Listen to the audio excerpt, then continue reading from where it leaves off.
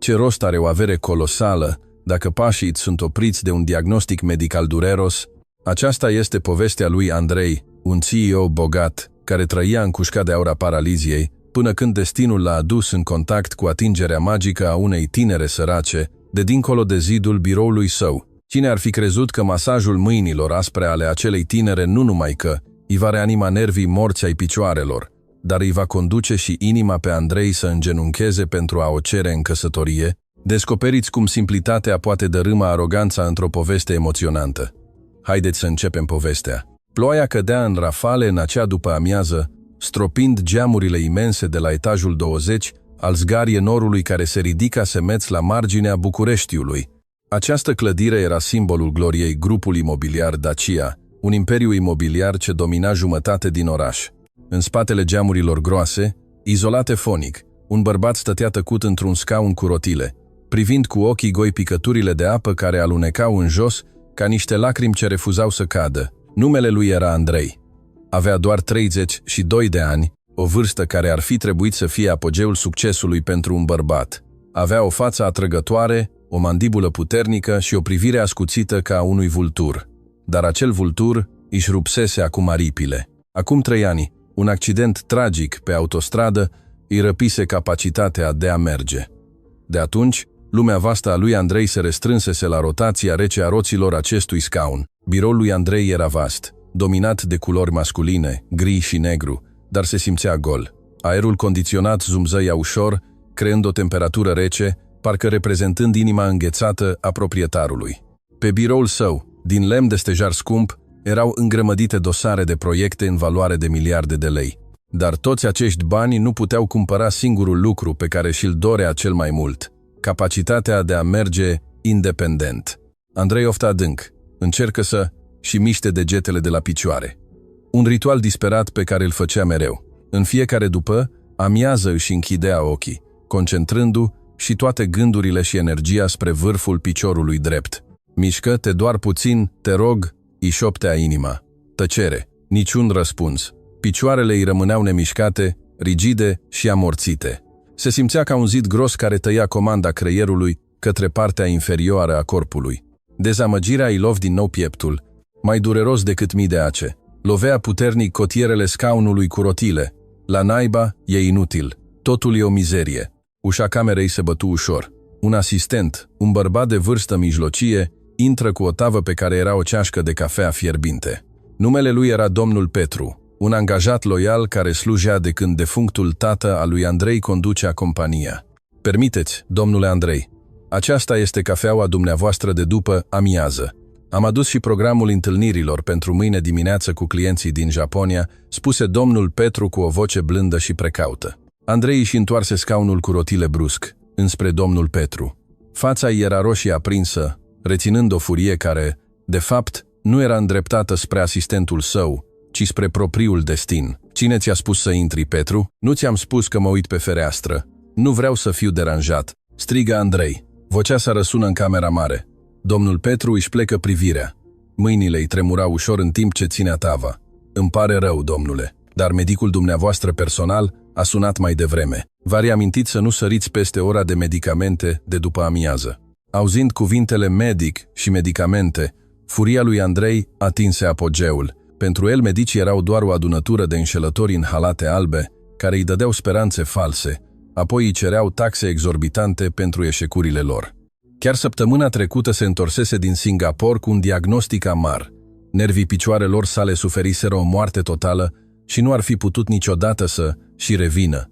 Andrei își mișcă scaunul cu rotile mai aproape de birou. Apoi, cu o mișcare rapidă a mâinii, mătură teancul de dosare de pe marginea biroului, împrăștindu-le pe podea. Sunetul hartilor împrăștiate era jalnic. Medicamente, medicamente, medicamente. Timp de 3 ani am înghițit mii de pastile, Petru. Care a fost rezultatul? Pot să stau în picioare? Pot să alerg? Nu. Rămân invalid. Atunci de ce să mai iau o travă aia? Aruncă tot. Petru se aplecă adunând dosarele împrăștiate cu răbdare. Înțelegea bine firea tânărului său șef. În spatele furiei explozive se ascundea un suflet fragil și singuratic. Oamenii strigă adesea nu pentru că sunt răi, ci pentru că vor să fie auziți în tăcerea suferinței pe care o simt. Bine, domnule, îi voi transmite medicului. Dar vă rog să beți cafeaua cât e caldă. Aveți nevoie de energie. Compania are nevoie de dumneavoastră, spuse domnul Petru, așezând ceașca de cafea într-un colț curat al biroului. Andrei mormăi aspru, dar nu refuză cafeaua. Își întoarse din nou scaunul spre fereastră. Clădirea biroului lui Andrei era situată într-o locație unică. Construită într-o zonă nouă de dezvoltare la marginea orașului, acest zgarie nor se afla exact la granița dintre progresul modernității și simplitatea trecutului.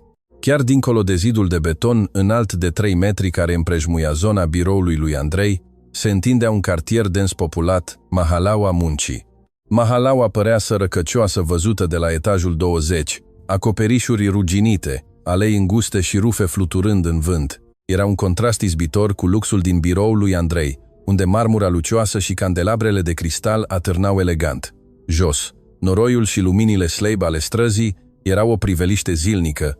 Ciudat, în acea după-amiază, privirea lui Andrei s-a oprit asupra unei scene dintr-una dintre casele din Mahala. Ploaia începuse să se domolească, lăsând doar o burniță ușoară. Într-o curte mică, lipită de zidul biroului său, Andrei a văzut un grup de copii jucându-se cu o minge de plastic. Erau desculți, alergând agilii pe pământul ud, râzând în hohote, chiar dacă hainele le erau murdare de noroi. Andrei strânse cotierele scaunului cu rotile și mai puternic. Uitați-vă la ei, nu au bani. Casa lor poate că plouă.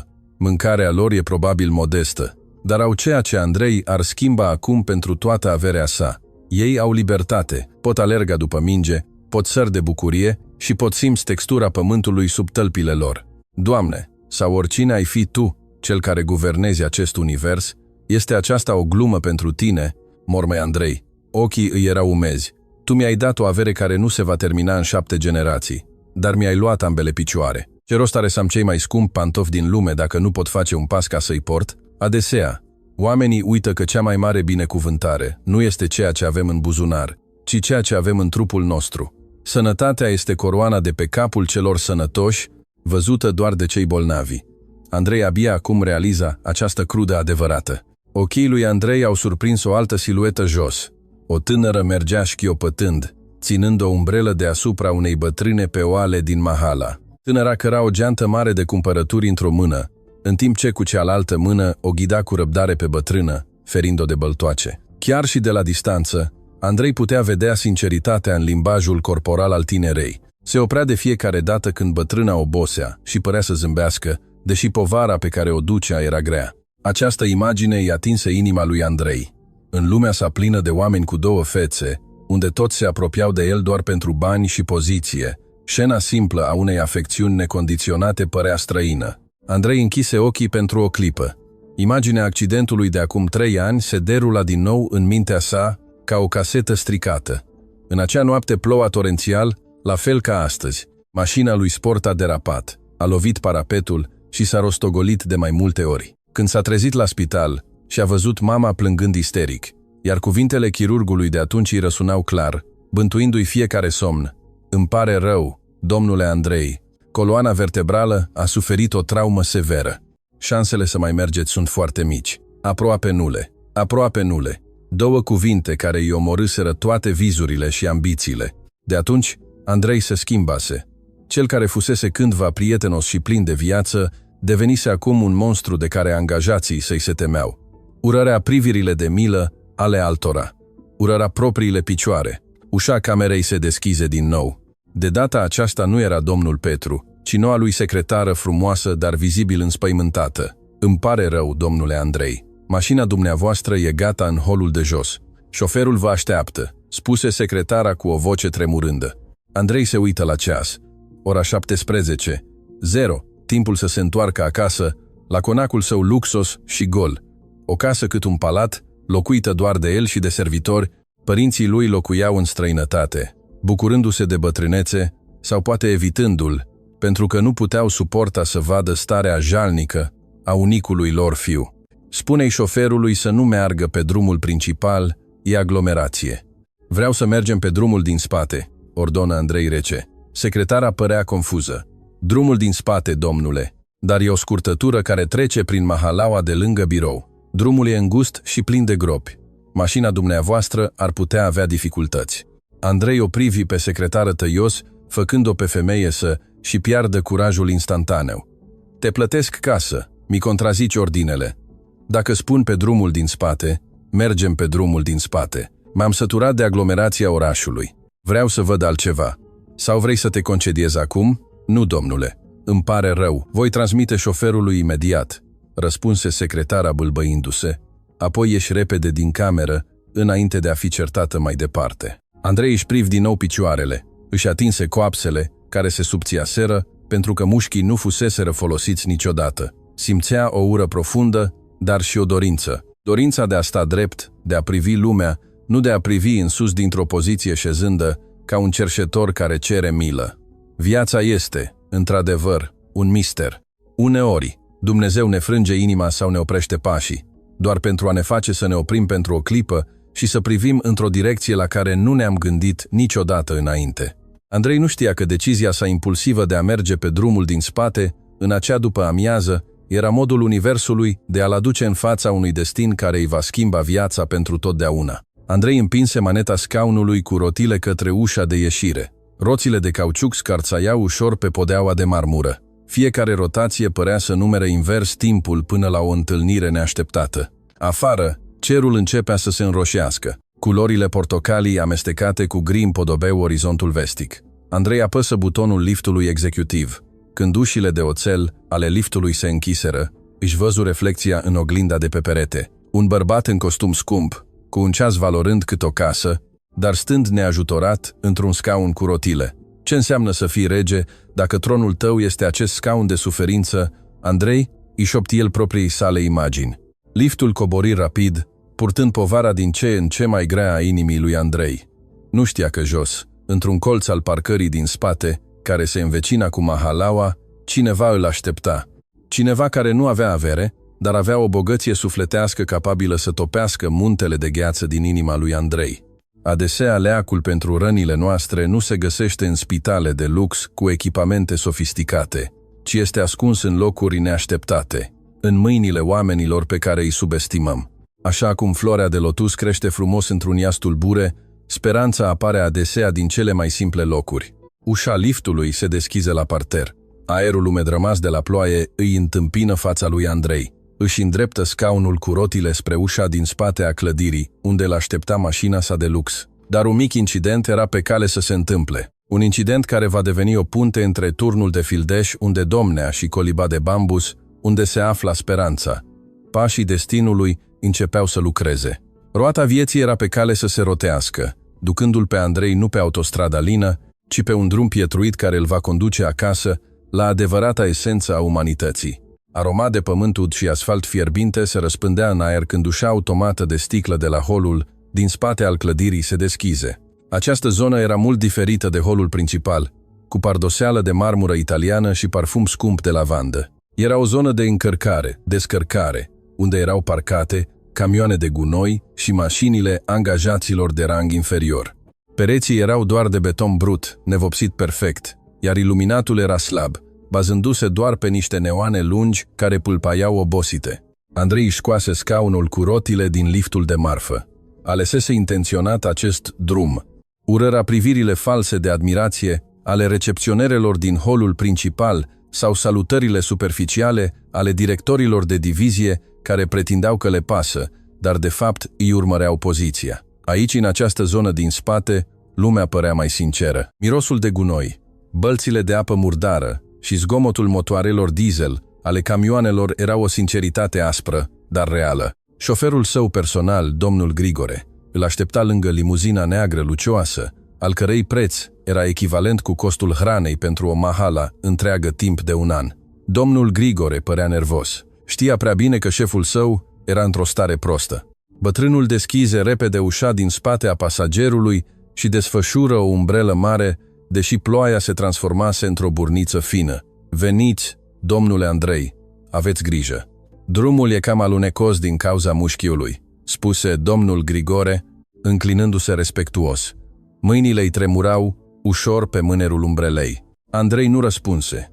Se uită doar tăios la anvelopele mașinii sale, care erau puțin murdare de stropii de noroi. Pentru el, Cea mai mică imperfecțiune era o greșeală fatală. Viața lui, cândva perfectă, fusese distrusă, așa că cerea ca totul în jurul lui să fie perfect, ca o compensație pentru handicapul său fizic.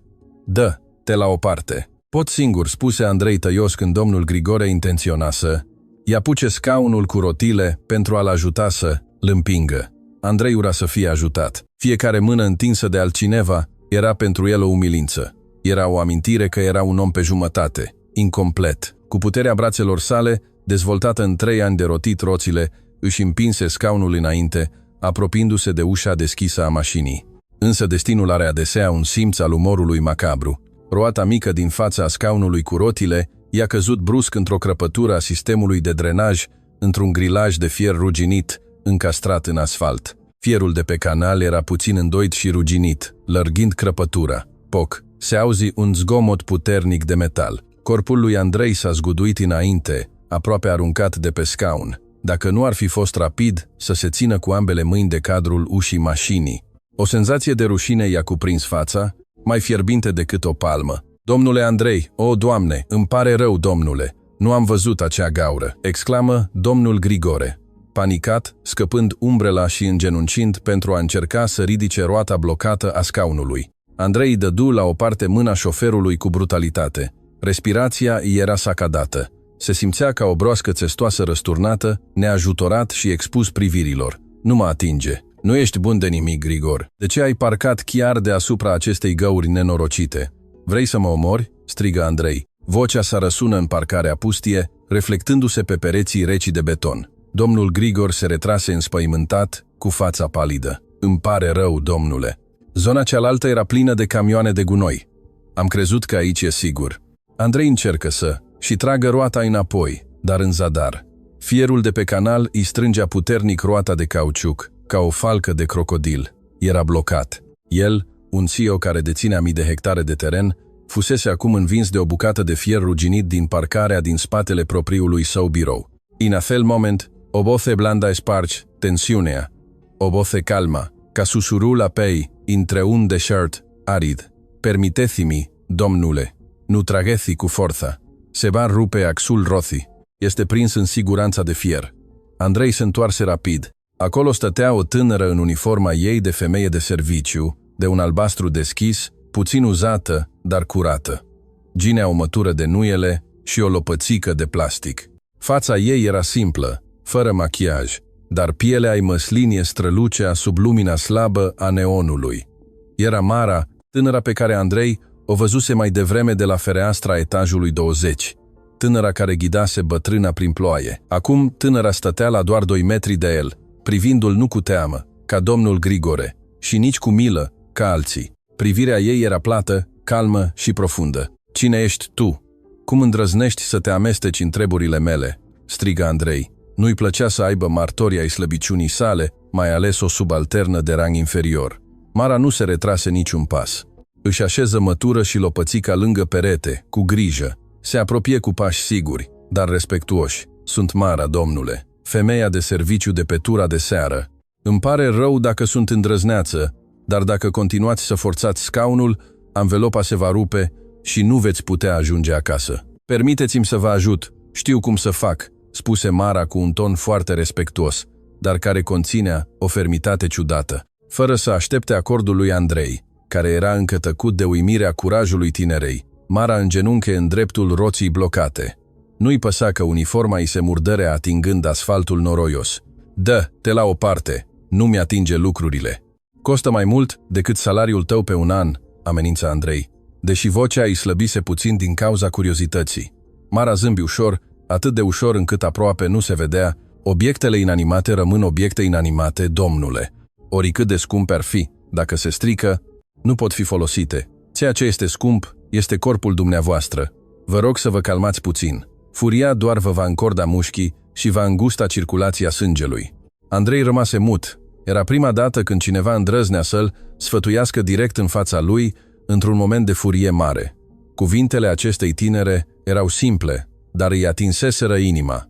Mara scoase o șurubelniță mică din buzunarul uniformei, o unealtă pe care o purta mereu pentru a repara coada măturii slăbite. Cu îndemânare, forță ușor marginea fierului de canal în timp ce ținea roata scaunului cu mâna stângă. Domnule Grigore, vă rog să împingeți puțin spre stânga.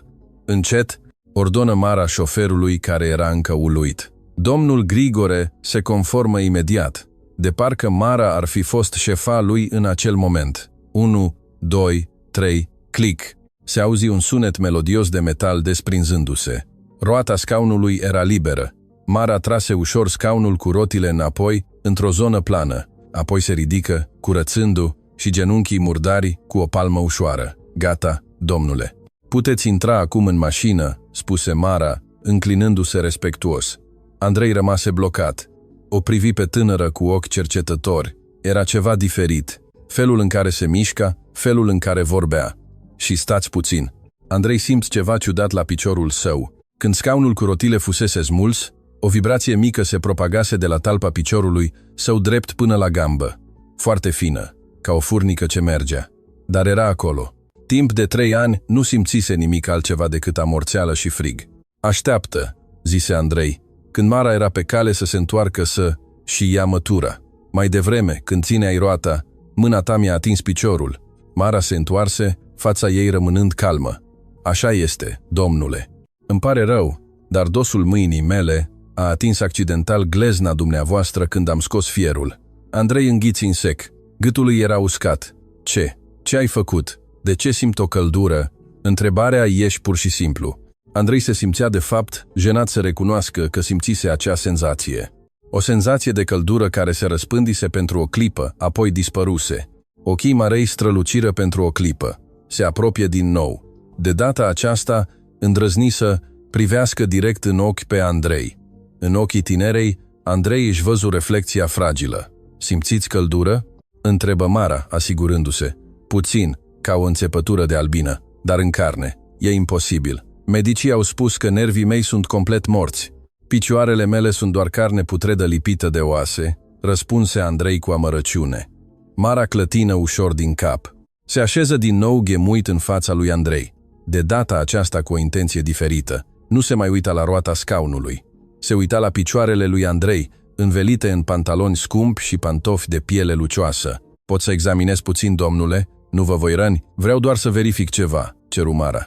Nu știa ce magie avea tânăra aceasta, dar Andrei încuvință ușor. Logica îi striga să refuze, dar inima sa, însetată de vindecare, îl forța să se supună. Mara îi apucă cu grijă glezna lui Andrei. Mâna tinerei era aspră, palmele ei bătătorite de la ținutul de salmopului și măturii. Dar când îi atinse pielea lui Andrei, de sub șoseta subțire, atingerea ei se simți caldă și plină de energie. Mara apăsă un punct sub glezna interioară cu degetul mare. Presiunea era puternică, fermă și măsurată, nu un masaj oarecare. Andrei tresări. Nu simți durere, ci un șoc. Mușchii coapsei sale se încordară reflexiv. Domnul Grigore, care privea, își mărea ochii de uimire. Domnule Andrei, piciorul dumneavoastră s-a mișcat. Andrei însuși era șocat. Se uită la piciorul său care acum stătea din nou nemișcat. Asta e doar un spasm muscular, o crampă obișnuită la paralizați. Se eschivă Andrei, încercând să raționalizeze speranța care începea să crească sălbatic în pieptul său. Mara își retrase mâna și se ridică. Fața ei părea acum serioasă, ca unui medic specialist care tocmai descoperise un diagnostic rar. Nu e un spasm obișnuit, domnule. Dacă ar fi spasm, mușchii ar fi rigizi și tari. Aceasta a fost o reacție nervoasă. Calea e acolo, dar e blocată de noroi, spuse Mara cu o metaforă unică. Ce vrei să spui? Andrei încreți fruntea. Tatăl meu era un vindecător popular în Mahalaua de după zidul acesta. M-a învățat despre căile vântului și ale sângelui în corpul uman. Piciorul dumneavoastră e ca un canal înfundat cu gunoi. Apa e încă acolo, dar nu poate curge. Medicii moderni o pot vedea ca pe o deteriorare permanentă pentru că privesc radiografii. Dar corpul uman nu este o mașină, domnule. Corpul este un pământ de lut, modelat de Dumnezeu. Poate fi remodelat, dacă știi cum. Explicația Marei sună absurd pentru Andrei, cu mintea sa de om de afaceri și logică. Căi ale vântului, sânge înfundat. Sunau ca niște baliverne de vraci. Dar zvâcnitura fusese reală, senzația de căldură fusese reală. Vrei să spui că medicii absolvenții ai Germaniei și Americii care m-au tratat atâta timp au greșit, iar tu, o femeie de serviciu din biroul meu, Ești mai inteligentă decât ei, zise Andrei. Scepticismul său reapăru ca un scut. Mara zâmb din nou. De data aceasta mai larg și mai sincer. Un zâmbet care făcea ca fața ei simplă să pară natural frumoasă. Nu sunt mai inteligentă, domnule. Am doar liceul. Acei medici sunt minunați. Ei știu numele latin al fiecărui, os și nerv din corpul dumneavoastră. Dar uneori oamenii care privesc prea des cărți uită să simtă. Nu am titluri, dar am moștenirea cunoașterii transmise din generație în generație de la strămoșii mei, iar mâna mea spune că piciorul dumneavoastră încă vrea să meargă. Ultima frază îi lovi pieptul lui Andrei ca un baros. Piciorul dumneavoastră încă vrea să meargă. Tu poți dovedi asta, provocă Andrei. Vocea îi tremura între furie și speranță. Pot, cu ajutorul lui Dumnezeu. Dar nu aici. Vântul nopții în parcarea asta e rău. Conține o travă umedă care poate agrava oasele dumneavoastră și... Mara se uită la domnul Grigore și la câțiva șoferi de camion care începeau să îi observe de la distanță. Tratamentul are nevoie de liniște sufletească, nu poate fi făcut cu o inimă îndoielnică și plină de furie. Andrei pufni. Atunci unde? În biroul meu? Nu, refuză Mara ferm. Camera aceea rece este o închisoare pentru nervii dumneavoastră. Frigul este principalul dușman al paraliziei dumneavoastră. Aveți nevoie de aer natural, de căldura soarelui de după amiază sau de o circulație vie a aerului. Deci, unde vrei să mă duc? La spital? La mine acasă, răspunse Mara hotărâtă. Casa mea este la doar 5 minute de aici. Dincolo de zidul acela, acolo am o terasă de bambus cu o bună circulație a aerului. Dacă aveți curajul să vă lăsați mândria la o parte și să veniți în coliba unui om sărac, vă voi dovedi ceea ce spun. Andrei rămase tăcut. Oferta era nebunească. Un milionar să vină într-un cartier sărăcăcios pentru a fi masat de propria sa femeie de serviciu. Dacă ar fi aflat presa, ar fi fost o știre umilitoare, CEO-ul grupul Dacia se tratează la ovragi de masaj. Dar apoi Andrei își priv din nou piciorul care îi amuțise viața timp de 3 ani, piciorul care îl făcuse să fie părăsit de iubită, evitat de prieteni și miluit de dușmani. Ce avea de pierdut încercând, oricum pierduse tot ce era personal, demnitatea. La naiba cu demnitatea, dacă asta îl putea face să se ridice din nou. Andrei o priv pe Mara fix, căutând o minciună în ochii ei limpezi, dar nu găsi. Ceea ce găsi era o convingere la fel de puternică ca o stâncă. Bine, spuse Andrei în cele din urmă, vocea ei era răgușită, dar ține minte un lucru. Dacă eșuezi, dacă îmi dai doar speranțe false ca acei medici, mă asigur că nu vei mai putea lucra în orașul ăsta niciodată. Ai înțeles? Amenințarea era teribilă, dar Mara o acceptă cu o încuvințare ușoară. Am înțeles, domnule, dar dacă reușesc, nu cer bani. Cer doar să nu mai subestimați niciodată oamenii mici. Pentru că, uneori, Dumnezeu ascunde cheia răspunsului în locuri la care nu vă așteptați. Mara își luă mătura și lopățica. Programul meu se termină în 10 minute. Casa mea este cea cu gardul de iederă, vopsită verde mușchi, exact în spatele postului de pază din spate. Puteți merge pe alea laterală. Eu mă duc să mă rog. Fără să aștepte răspuns, Mara se întoarse și plecă spre ieșirea angajaților. Spatele ei era drept, pașii ei ușori. Îl lăsă pe Andrei, încă blocat lângă mașina lui de lux, cu inima bătând cu putere pentru prima dată în 3 ani. Ploaia se oprize de tot. Cerul întunecat de seară mai păstra doar o ușoară nuanță violet. Andrei se întoarse către domnul Grigore. Grigore, da, domnule, nu mergeți acasă. Așteptăm 10 minute. După aceea, du-mă la adresa pe care a spus-o, pe drumul din spate. Domnul Grigore rămase cu ochii mari. Dar, domnule, drumul din Mahala e îngust și e deja noapte. Nu ar fi mai bine mâine? Acum, Grigore, înainte să mă răzgândesc și înainte să dispară căldura asta din piciorul meu, ordonă Andrei ferm. Simțea o licărire de lumină de lumânare la capătul tunelului întunecat al vieții sale. Lumina era mică, fragilă și putea să se stingă oricând. Dar era lumină. Și pentru cineva care fusese închis prea mult timp în întuneric, chiar și o singură rază de lumină era suficientă pentru a fi un motiv să continue să trăiască. Limuzina luxoasă porni ușor, lăsând în urmă măreția zgarie norului și intrând într-o altă lume, ascunsă în spatele zidului despărțitor. O călătorie scurtă ca distanță, dar un salt uriaș pentru destinul lui Andrei. Adesea căutăm minuni în cerul îndepărtat. Cu toate acestea, minunea crește sălbatic printre pietre, chiar sub picioarele noastre. Andrei tocmai își găsise semințele minunii sub forma unei tinere femei de serviciu care avusese curajul să privească în ochi fără teamă. În acea noapte, la marginea orașului zgomotos, o poveste despre vindecare, dragoste și smerenie tocmai începuse. Limuzina neagră, lucioasă, se deplasa încet, părăsind parcarea zgarie norului grupul imobiliar Dacia. Ca o fiară uriașă rătăcită, vehiculul luxos, fabricat în Europa, trebuia acum să se tărască pe străzile asfaltate, crăpate și pline de gropi.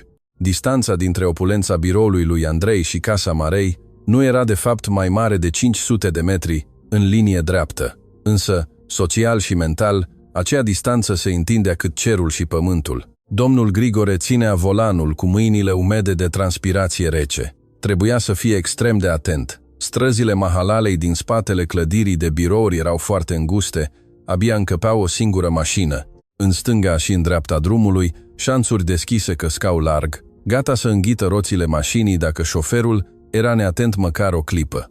Între timp, ramurile copacilor de dud și sârmele de uscat rufe ale localnicilor atârnau jos, ca și cum ar fi vrut să zgarie vopseaua caroseriei mașinii, al cărei preț era echivalent cu costul renovării unui întreg cartier. Andrei stătea tăcut pe bancheta din spate. Geamurile mașinii erau intenționat întunecate la maxim, astfel încât oamenii de afară să nu poată vedea înăuntru. Însă el putea vedea clar viața care pulsa afară, o viață pe care o ignorase până acum, chiar dacă se afla chiar în spatele succesului său. Zgomotul clopotelor de la biserică abia răsunase de la mica bisericuță de la capătul alei. Andrei a văzut bărbați în haine tradiționale mergând lejer spre biserică, copii alergând cu șepci strâmbe și femei închizând micile lor magazine. Era o pace ciudată aici. Nu se auzeau claxoane care să se înjure, nici zgomotul asurzitor al motoarelor de șantier. Erau doar greierii și conversațiile între vecini care sunau familiar. Domnule, îmi pare rău. În față e o căruță cu covrigi care blochează drumul. Trebuie să claxonez puțin, spuse domnul Grigore ezitant. Andrei în cuvință ușor. Dar nu brutal. Suntem oaspeți pe teritoriul lor. Acele cuvinte ieșiră pur și simplu din gură lui Andrei, surprinzându-l chiar și pe el însuși. De când îi păsa lui de bunele maniere față de oamenii simpli, poate că curiozitatea și speranța de a și vindeca piciorul îi erodaseră încet ego-ul de piatră. Sau poate că îi răsunau încă în cap cuvintele Marei din parcare, că vindecarea cerea smerenie. Mașina se opri în cele din urmă în fața unei case modeste, al cărei gard era făcut din plante de iederă, înalte până la pieptul unui adult. Plantele erau tăiate îngrijit, formând o fortăreață vie, verde și proaspătă. Nu era o poartă înaltă de fier ca la casa lui Andrei, ci doar o portiță de bambus legată cu o sfoară. Am ajuns, domnule, conform descrierii domnișoarei Mara de mai devreme. Casă vopsită verde mușchi, gard din iederă, raportă domnul Grigore, oprind motorul. Liniștea cuprinse imediat cabina mașinii. Afară, sunetul vântului de seară care foșnea frunzele de bambus se auzea melodios. Andrei inspira adânc, încercând să-și calmeze bătăile inimii, care erau mai rapide decât de obicei. Se simțea ca un general de război care intră pe teritoriul inamic fără arme. Acest teritoriu îi era străin, fără aer condiționat, fără pardoseală de marmură, fără servitori în uniforme. Ajută-mă să cobor, Grigore, și ține minte, pregătește-mi scaunul cu rotile cum trebuie. Nu vreau ca roțile să se murdărească de noroi înainte să mă așez, ordona Andrei, standardele sale de curățenie fiind încă intacte. Ușa mașinii se deschize. Mirosul de pământ ud, rămas de la ploaia de după amiază, îl întâmpină imediat pe Andrei. Un miros distinct, un amestec de pământ, frunze ude și puțin fum de lemn ars. Ciudat, mirosul nu-i provoca greață lui Andrei, ci îi oferea o senzație de liniște în plămâni. Domnul Grigore scoase rapid scaunul cu rotile din portbagaj, îl deschize și se asigură că poziția era stabilă pe marginea drumului pietruit. Cu dificultate, Andrei își mută corpul de pe bancheta moale a mașinii pe scaunul său cu rotile tare. Procesul acesta era mereu dureros pentru el, nu o durere fizică, ci o durere a mândriei. Urăra să pară slab. Când Andrei se așeză perfect, ridică privirea spre casă. Casa era mică, pereții pe jumătate din zidărie, pe jumătate din împletituri de bambus, dar părea foarte bine întreținută. Pe terasa din față se afla o bancă lată de bambus, acoperită cu o rogojină curată din pandan. O lampă cu bec galben atârna de tavanul terasei, emanând o lumină caldă și primitoare. ușa casei se deschize. Mara ieși, arătând diferit. Nu mai purta uniforma rigidă de femeie de serviciu albastră, ci haine de casă, decente, cu mâneci lungi. Fața ei era proaspătă, urme de apă de la spălarea rituală încă vizibile pe fruntea ei, făcând-o să pară luminoasă sub lumina lămpii de pe terasă. Bun venit, domnule Andrei! Chiar ați venit? Îl salută Mara cu un zâmbet subțire, care denota respect, dar fără exagerare. Andrei își dresese gâtul, încercând să și păstreze prestanța. Nu sunt un om care să și încalce promisiunile și nici nu sunt un om căruia să îi placă să piardă timpul. Ai spus că poți dovedi ceea ce spui, așa că iată, mă încoliba ta. Mara nu s-a simțit jignită, fiindcă îi se spuse colibă. Dimpotrivă, deschize larg poarta de bambus. Bun venit! Vă rog, intrați, domnule. Coliba asta e mică, dar, cu ajutorul lui Dumnezeu, e suficientă pentru a găzdui o intenție bună. Aveți grijă, e o mică treaptă de pământ lângă ghiveciul de Iasomie. Domnul Grigore împinse scaunul cu rotile al lui Andrei în curte. Roțile scaunului scârțâiau când treceau peste pietrișul curții. Câțiva vecini care stăteau pe terasa casei alăturate începură să șoptească.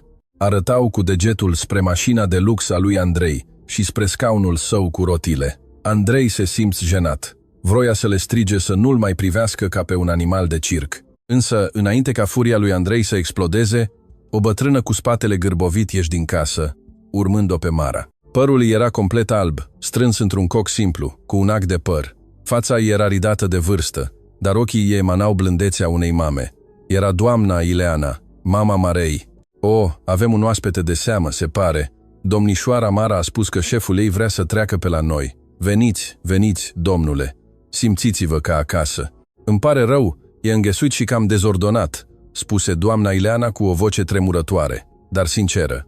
Doamna Ileana se apropie șchiopătând de Andrei, apoi, fără ezitare, îi strânse mâna. Mâna ei bătrână era aspră, uscată și caldă. Andrei, care de obicei era anticontact cu străinii, rămase brusc imobilizat. Nu avusese timp să-și retragă mâna. Era un flux ciudat de energie afectuoasă din acea strângere de mână ridată. O energie care îi amintea de bunica sa, înainte ca averea și lăcomia să îi distrugă familia. Mulțumesc, doamnă, răspunse Andrei rigid. Nu știa ce să spună. Vă rog, domnule Andrei, scaunul cu rotile poate fi parcat lângă bancă, spuse Mara blând. Imediat, domnule. Mama vă face un ceai de ghimbir cu miere, cel mai bun leac pentru oboseală, spuse doamna Ileana, grăbindu-se în casă. Acum erau doar Andrei și Mara pe terasă. O scurtă tăcere se așternu. Se auzea doar sunetul broaștelor din șanț, răspunzând una alteia. De ce bătrâna ta mamă îmi face ceai de ghimbir? Tu ai mâini, critică Andrei tăios, simțind stânjeneală că o femeie atât de în vârstă trebuia să se ostenească. Mara zâmb, așternând o pânză țesută tradițional curată pe banca de bambus. Pentru mama, un oaspete este un rege, domnule. Să servești pe un oaspete este o onoare pentru ea. Dacă aș opri-o, ar fi tristă. Lăsați-o să se simtă utilă. Oamenii în vârstă se simt adesea singuri pentru că simt că nu mai sunt necesari copiilor lor. Cu siguranță înțelegeți sentimentul de a nu fi necesar. Nu-i așa? Ultima frază îi atinse din nou inima lui Andrei. Mara părea să îi citească cele mai întunecate gânduri. Sentimentul de a fi inutil, de a fi aruncat, de a fi o povară. Ai o limbă ascuțită pentru o subalternă, remarcă Andrei. Eu doar transmit adevărul, domnule. Uneori adevărul este ascuțit ca un bisturiu. Dureros, dar vindecător, răspunse Mara calmă. Apoi bătu pe banca de bambus. Acum am nevoie să vă mutați de pe scaunul cu rotile pe această bancă de bambus. Puteți face asta singur sau aveți nevoie de ajutor de la domnul Grigore? Andrei se uită la bancă. Înălțimea era aproape la fel cu scaunul său cu rotile, dar mutarea corpului său paralizat era mereu o luptă grea. De obicei, avea un asistent medical special sau un dispozitiv de ajutor acasă. Aici trebuia să se bazeze pe propria sa putere a brațelor. Pot singur, spuse Andrei ferm.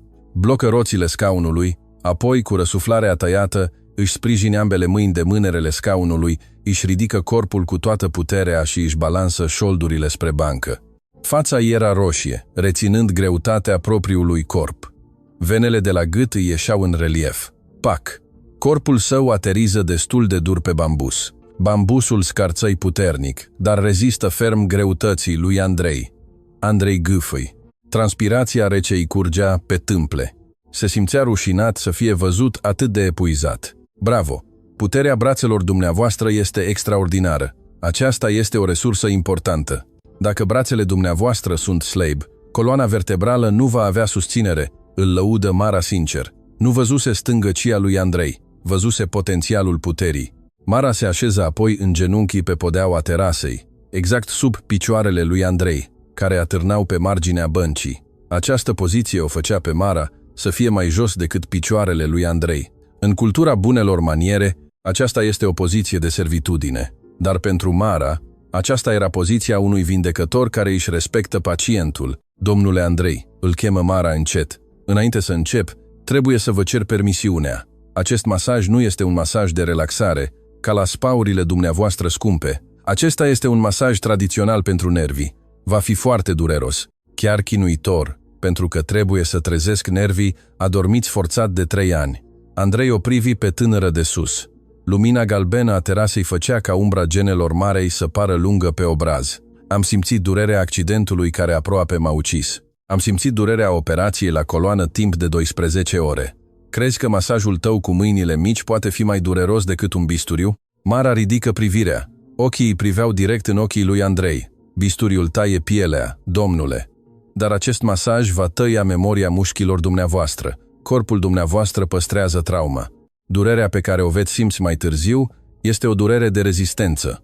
Corpul dumneavoastră s-a obișnuit cu paralizia asta. A cedat deja. Eu îl voi forța să se ridice și să lupte din nou. Și lupta nu este niciodată ușoară. Andrei rămase tăcut. Abia acum realiza filozofia din cuvintele acestei tinere. Corpul său cedase deja. Foarte adevărat. Tot acest timp se resemnase cu scaunul cu rotile. Nu, și forțase niciodată cu adevărat picioarele să se ridice, de teamă să nu fie dezamăgit. Fă-o, ordonă Andrei încet. Fă orice. Dacă strig, nu te opri. Dacă te rog să te oprești, nu mă asculta. Continuă să masezi până ești sigură că ai terminat. Era un mandat absolut. O permisiune deplină de la un rege care își încredința soarta regatului sau unui simplu soldat. Mara în cuvință serios. Își vâr mâna în buzunarul rochiei și scoase o sticluță de sticlă mică cu un lichid verzui. Era ulei de masaj preparat de regretatul ei tată. Ulei de cocos pur, înmuiat cu rădăcini, lemongrass, ghimbir roșu și rugăciuni de vindecare. Când Mara deschize sticluța, aroma puternică de plante umplu terasa, o aromă pătrunzătoare, dar caldă. Bismillah, în numele lui Dumnezeu, șopti Mara încet. Turnă puțin ulei în palmă, apoi își frecă ambele palme până simți că se încălzesc. Frecarea pielii producea un sunet ritmic. Mara își aduna energia termică a propriului corp pentru a o transfera în ulei. Andrei își ținu respirația. Văzu mâna Marei începând să se apropie de piciorul său drept, piciorul care se zvâcnise mai devreme în parcare. Acesta era momentul adevărului. Fusese vibrația de mai devreme doar o coincidență sau începutul unei minuni?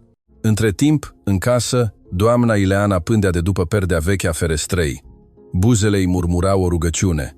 Știa prea bine povara pe care o ducea fiica ei. Masajul unei persoane obișnuite necesita un efort extraordinar, dar aminte masajul unui bărbat a cărui inimă era profund rănită. Bolile fizice sunt adesea doar o manifestare a bolilor inimii. Și în acea noapte, Mara nu doar că îi va masa picioarele șefului său, dar va încerca și să descurce ițele încurcate din sufletul acelui bărbat arogant. Pe terasa aceea modestă, sub cerul nopții ce începuse să înspume cu stele după ploaie, o bătălie tăcută era pe cale să înceapă. O bătălie între disperare și speranță, între logica medicală și înțelepciunea tradițională și între doi oameni din lumi diferite, acum uniți de aceeași durere. Vântul nopții adia ușor, mișcând frunzele de iederă. Sunetul greierilor părea să fie muzica de acompaniament pentru acest ritual de vindecare. Andrei își închise ochii, resemnat. Și în secunda următoare, mâna caldă a Marei atinse pielea rece a piciorului său. Prima atingere nu a fost o presiune, ci o salutare. O salutare de la un om către alt om, fără bariere de rang, fără ziduri de castă. Încep, domnule. Inspirați adânc, expirați încet. Lăsați durerea să plece, Acceptați durerea ca pe un prieten care aduce vești buni, spuse Mara cu o voce blândă, dar hipnotică. Andrei se conformă. Inspiră adânc, inhalând aroma uleiului de lemongrass și aerul curat al Mahalalei. Și așa a început călătoria dureroasă spre vindecare. O călătorie care nu numai că îi va schimba fizicul lui Andrei, dar va dărâma și fortăreața de aroganță pe care o construise până la cer. Pe terasa de bambus, destinul lor se va lega puternic, mai puternic decât orice nod muscular. Noaptea se adâncea la marginea orașului, care nu dormea niciodată cu adevărat.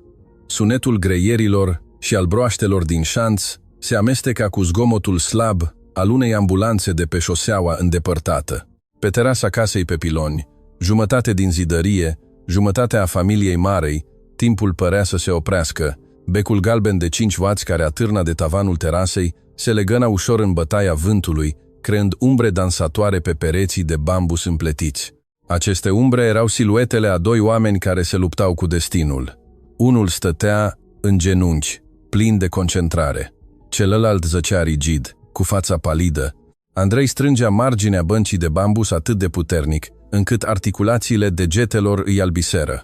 Transpirație rece cât boabele de porumb începuse să-i apară pe frunte, deși vântul nopții sufla destul de puternic. Nu se așteptase să fie atât de intens. Credea că masajul tradițional însemna doar o ușoară apăsare pentru a relaxa mușchii. S-a înșelat amarnic. Mara nu masa, ea lupta. Tânăra a început de la talpa piciorului, drept al lui Andrei. Folosind degetul arătător îndoit, a apăsat punctul central al tălpii lui Andrei, exact în scobitura boltei piciorului. Presiunea nu era de joacă. Mara își folosea greutatea corpului în acel punct, rotind încet, dar sigur, degetul arătător, ca și cum ar fi forat prin stratul de carne amorțită. Ineți, domnule. Acesta este punctul rinichiului, poarta principală a energiei vitale umane. Dacă aici e blocat, fluxul sanguin în sus nu va ajunge niciodată. Șopti Mara cu o voce joasă, ochii ei închiși, ca și cum ar fi văzut căile energetice din picior cu ochiul său interior. La început, Andrei nu simți nimic altceva decât o presiune surdă. Dar când Mara mări puțin presiunea, o senzație ciudată se răspândi. Nu o durere la piele, ci o durere ascuțită care îi pătrundea până în măduva oaselor. O durere adâncă, ca și cum un fir fierbinte ar fi fost tras cu forța din interiorul oaselor sale. Uf! Andrei gemea înfundat, maxilarul era încleștat, se simțea jenat să țipe în fața acestei subalterne, dar corpul său nu putea minți. Celălalt picior stâng îi lovi reflexiv în aer, încercând să se elibereze de acea tortură. Nu vă împotriviți, domnule. Relaxați-vă. Dacă sunteți încordat, mușchii se vor bloca. Lăsați durerea să curgă, ordonă Mara ferm. Mâinile ei nu se opreau din mișcare. Uleiul de masaj, cu aroma sa de plante, îi acoperea acum toată gamba lui Andrei. Mâna Marei se mișca agil de la talpă în sus, spre gleznă. Acolo găsi mici umflături în jurul tibiei. Pentru un om obișnuit, ar fi fost doar mușchi normali. Dar pentru Mara erau cristale de acid lactic și cheaguri de sânge întărite de 3 ani.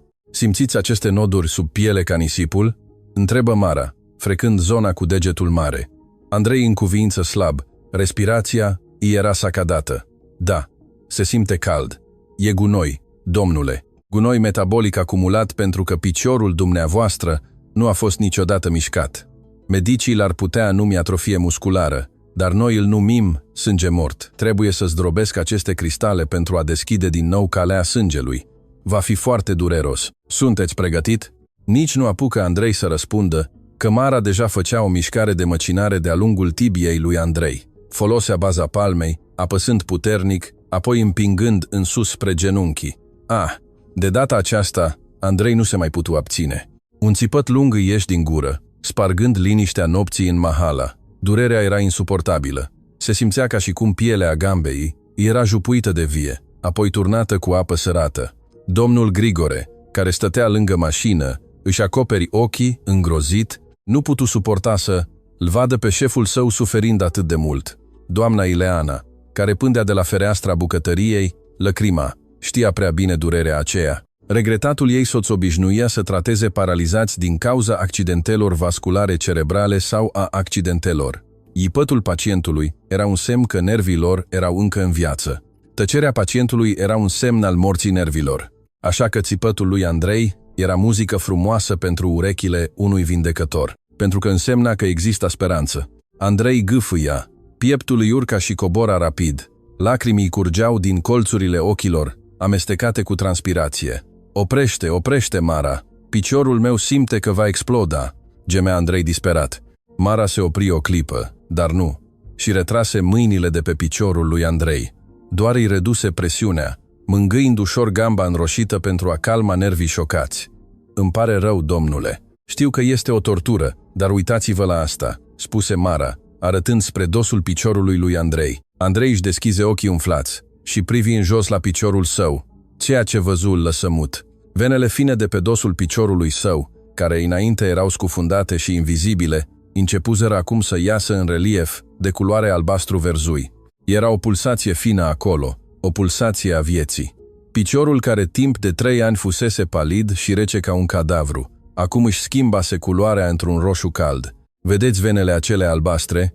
Asta înseamnă că sângele vrea să intre. Poarta am spart-o deja. Acum trebuie doar să curățăm tunelul," explică Mara cu un zâmbet obosit, dar mulțumit. Andrei privea venele acelea cu uimire. Încercă să și miște degetul mare de la picior. Se mișcă. Degetul se mișcă doar puțin, poate doar 2 milimetri. Dar se mișcă. Nu din cauza spasmului, nu din cauza crampei, ci pentru că Andrei îi ordonase să se miște, iar degetul se supunea. "Doamne, Doamne!" șopti Andrei. Vocea îi tremura puternic. S-a mișcat. "Mara, vezi? Ai văzut?" Mara în cuvință hotărât. "Am văzut, domnule. Slavă Domnului! E doar degetul mare. Drumul nostru e încă lung, până la șold. Înainte." Spiritul lui Andrei, care fusese stins, se aprinse brusc din nou, ca un foc stropit cu benzină. Durerea chinuitoare de mai devreme părea dintr-o dată logică. Nu era durerea torturii, era durerea luptei. "Continuă," ordona Andrei. De data aceasta, cu un ton diferit. Nu mai era nici o îndoială. "Fă-o din nou. Distruge toate blocajele alea. Nu-mi pasă cât de dureros e. Mă să merg din nou, Mara." Mara zâmbi respectuos. Își șterse transpirația de pe frunte cu mâneca. Ea însăși era deja epuizată. Masajul unei persoane paralizate necesita o energie imensă. Trebuia să transfere energia termică a corpului său în corpul pacientului. Dar văzând licărirea de speranță din ochii lui Andrei, oboseala ei dispăruse. "Bine, domnule. Acum urcăm la genunchi. Aceasta este cea mai complicată parte. Genunchiul este articulația corpului.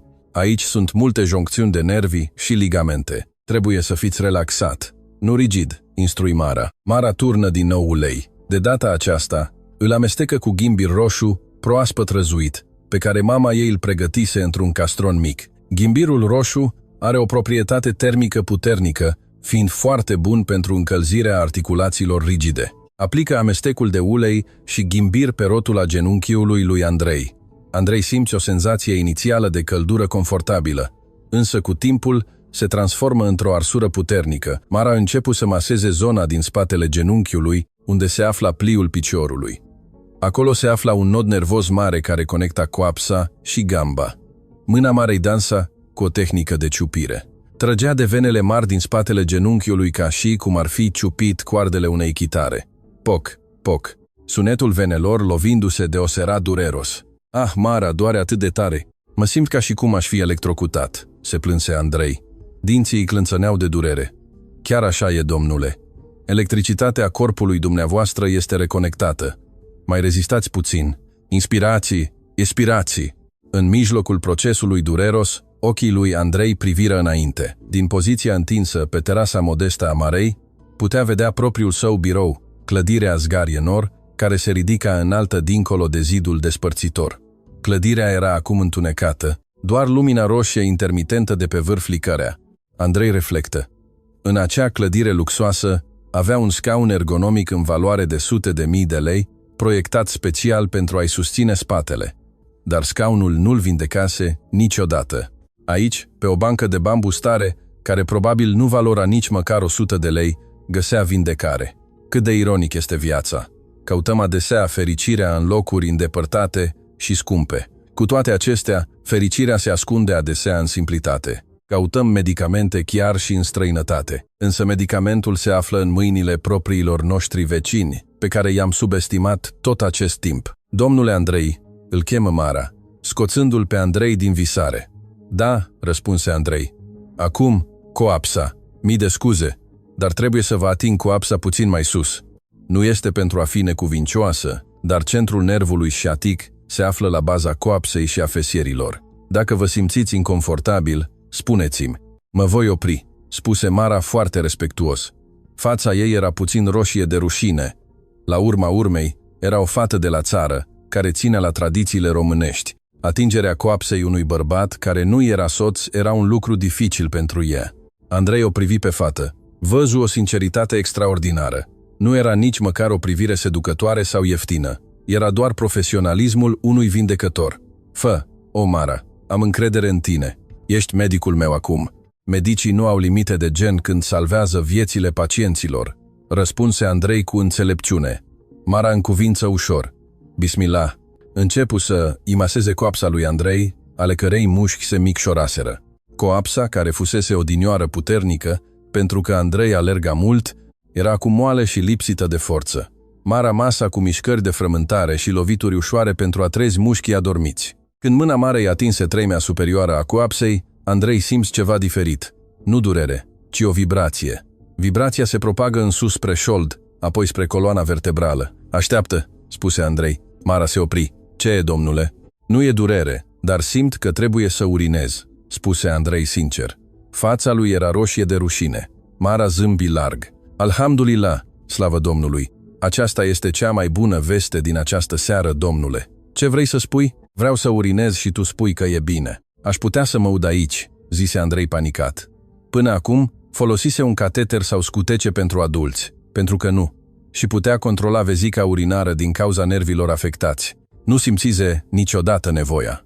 Știa doar când era ud, dar în seara asta simțea acea presiune. Vă dați seama, simțiți nevoia să urinați. Asta înseamnă că nervii autonomi din zona șoldului s-au trezit. Nervii vezicii dumneavoastră urinare au răspuns la masajul meu. E un progres extraordinar, domnule, exclamă Mara entuziasmată. Andrei rămase tăcut. Chiar așa.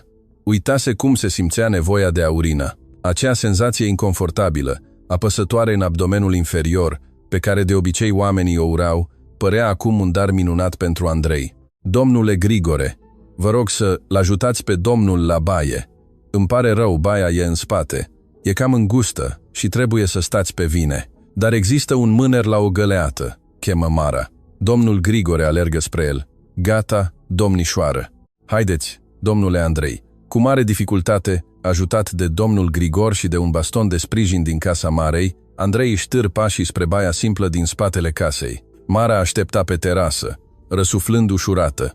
Își șterse mâinile pline de ulei cu o cârpă. În acea noapte, în baia simplă, cu podea de ciment brut, Andrei plânse din tot sufletul, nu de tristețe, ci de emoție. Simțea apa rece care îi atingea picioarele în timp ce se spăla. Simțea podeaua aspră. Simțea că viața se întorcea în corpul său. Dumnezeu e mare. Jumătate de oră mai târziu, Andrei stătea din nou în scaunul cu rotile.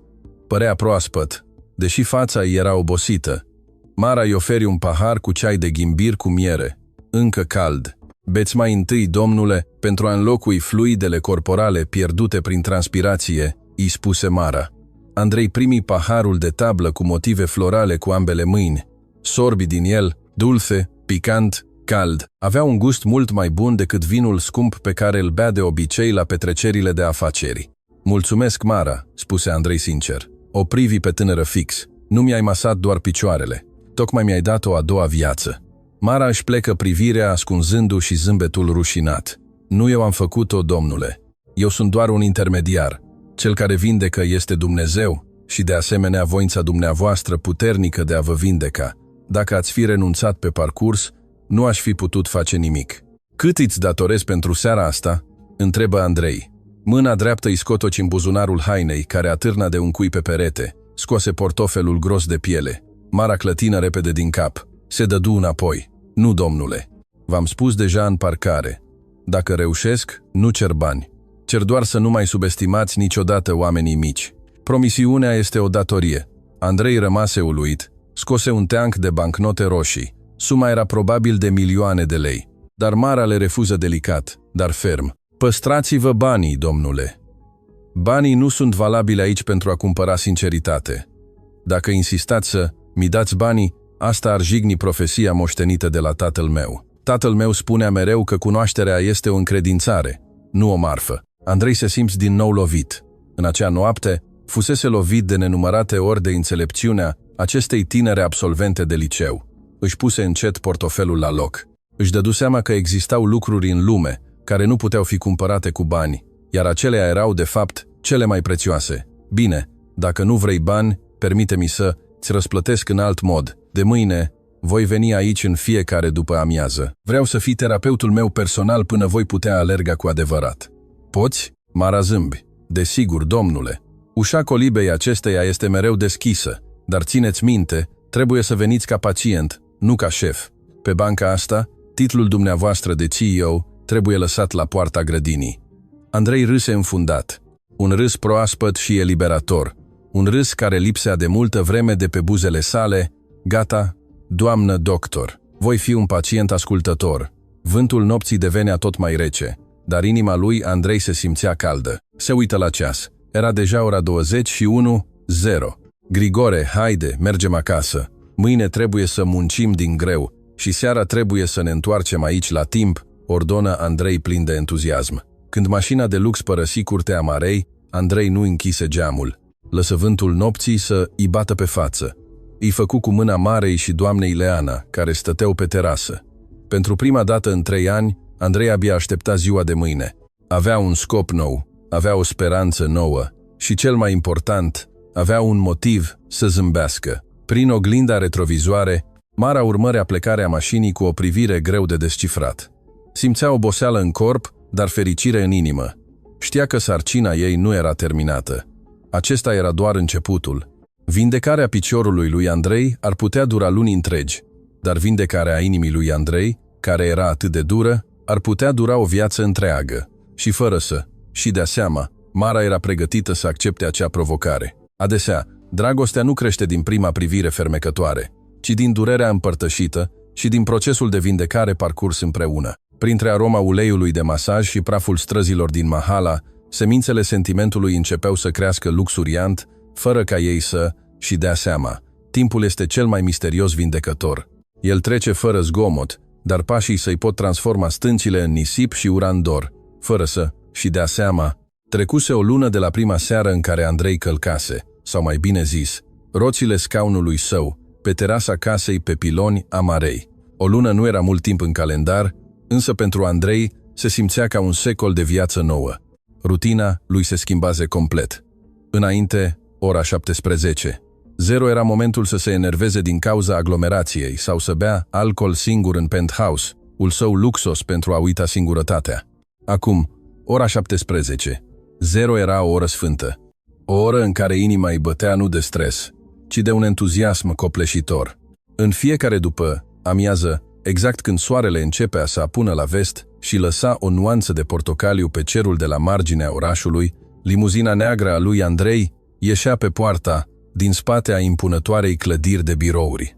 Această imagine devenise o priveliște obișnuită pentru locuitorii Mahalalei Muncii, cartierul sărăcăcios situat chiar dincolo de zidul de beton al biroului lui Andrei. La început, localnicii priveau cu suspiciune. Credeau că marele șef venise să le demoleze casele pentru extinderea parcării. Însă prejudecata s-a disipat încet, încet. A fost înlocuită de zâmbete prietenoase și de salutări cu mâna de la copii care alergau după mașina lucioasă. "Vine domnul șef! Vine domnul șef!" striga un băiețel cu dinții lipsă, pedalând pe bicicleta lui veche, însoțind mașina lui Andrei. Andrei cobori geamul. Zâmbea. Da, Andrei, cel cunoscut ca rece și dur în sălile de ședințe, putea acum să zâmbească larg, doar văzând un băiat din Mahala cu dinți lipsă. "Grigore, încet, nu cumva praful de pe drum să deranjeze rufele doamnei Rina," îl avertiză Andrei pe șoferul său. Chiar memorizase numele vecinilor Marei. Doamna Rina era o văduvă care vindea gogoși, a cărei casă era cea mai apropiată de intrarea pe alee. "Gata, domnule Andrei, acesta e cel mai încet, 10 kilometri," răspunse domnul Grigore, chicotind. Și el simțise o schimbare drastică la șeful său. Andrei de acum era mult mai uman, mai răbdător și mai viu. Mașina se opri în fața gardului de iederă, care acum părea mai îngrijit. Se pare că Andrei îi ceruse în secret grădinarului său de la birou să vină în fiecare dimineață să aranjeze curtea casei Marei, fără ca tânăra să știe. Era o mică formă de atenție pe care o putea oferi fără a-i rămândria Marei. Mara l-aștepta pe terasă. Ca de obicei, purta haine de casă decente și curate. Fața îi părea mereu proaspătă după dușul de seară. Fără machiaj scump, fără parfumuri importate, doar aroma de săpun de bebeluș și pudră de orez cu ghimbir, care o calma. Bună ziua, domnule pacientul, cel mai disciplinat. O salută Mara cu un ton glumeț. Relația lor era acum mult mai relaxată. Mara nu mai era atât de rigidă, deși păstra limitele decenței. Bună ziua, doamnă doctor cea mai severă, răspunse Andrei, mutându, și corpul singur din mașină în scaunul cu rotile. Priviți diferența. Acum o lună, Andrei avea nevoie de ajutorul domnului Grigore și de un baston pentru a se mișca.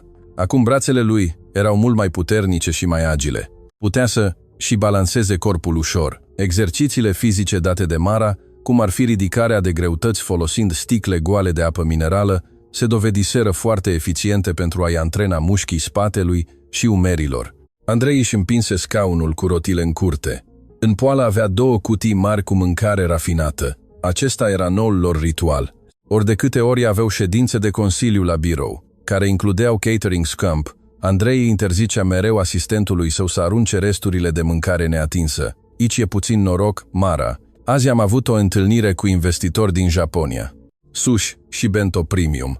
Păcat să le aruncăm, sunt intacte și calde, spuse Andrei, dând cutia doamnei Ileana, care apăruse din bucătărie. La început, Mara refuză categoric. Nu voia să fie considerată o cerșetoare care primește resturi de mâncare. Însă Andrei, cu inteligență, își schimbă limbajul. Nu le numi resturi, ci ceva ce trebuia împărțit. Mâncarea aceasta a fost gătită cu rugăciunile bucătarului, Mara. Dacă o aruncăm la gunoi, bucătarul va fi trist și norocul va plânge. Mai bine să o mănânce cineva care o prețuiește, așa argumentase Andrei atunci. Și Mara, cu inima ei blândă, nu putu contrazice această logică. Alhamdulillah, slavă Domnului! Mulțumesc mult, domnule Andrei, chiar la țanc. Vecinul de lângă, domnul primar, are durere de dinți și nu poate mânca o restare.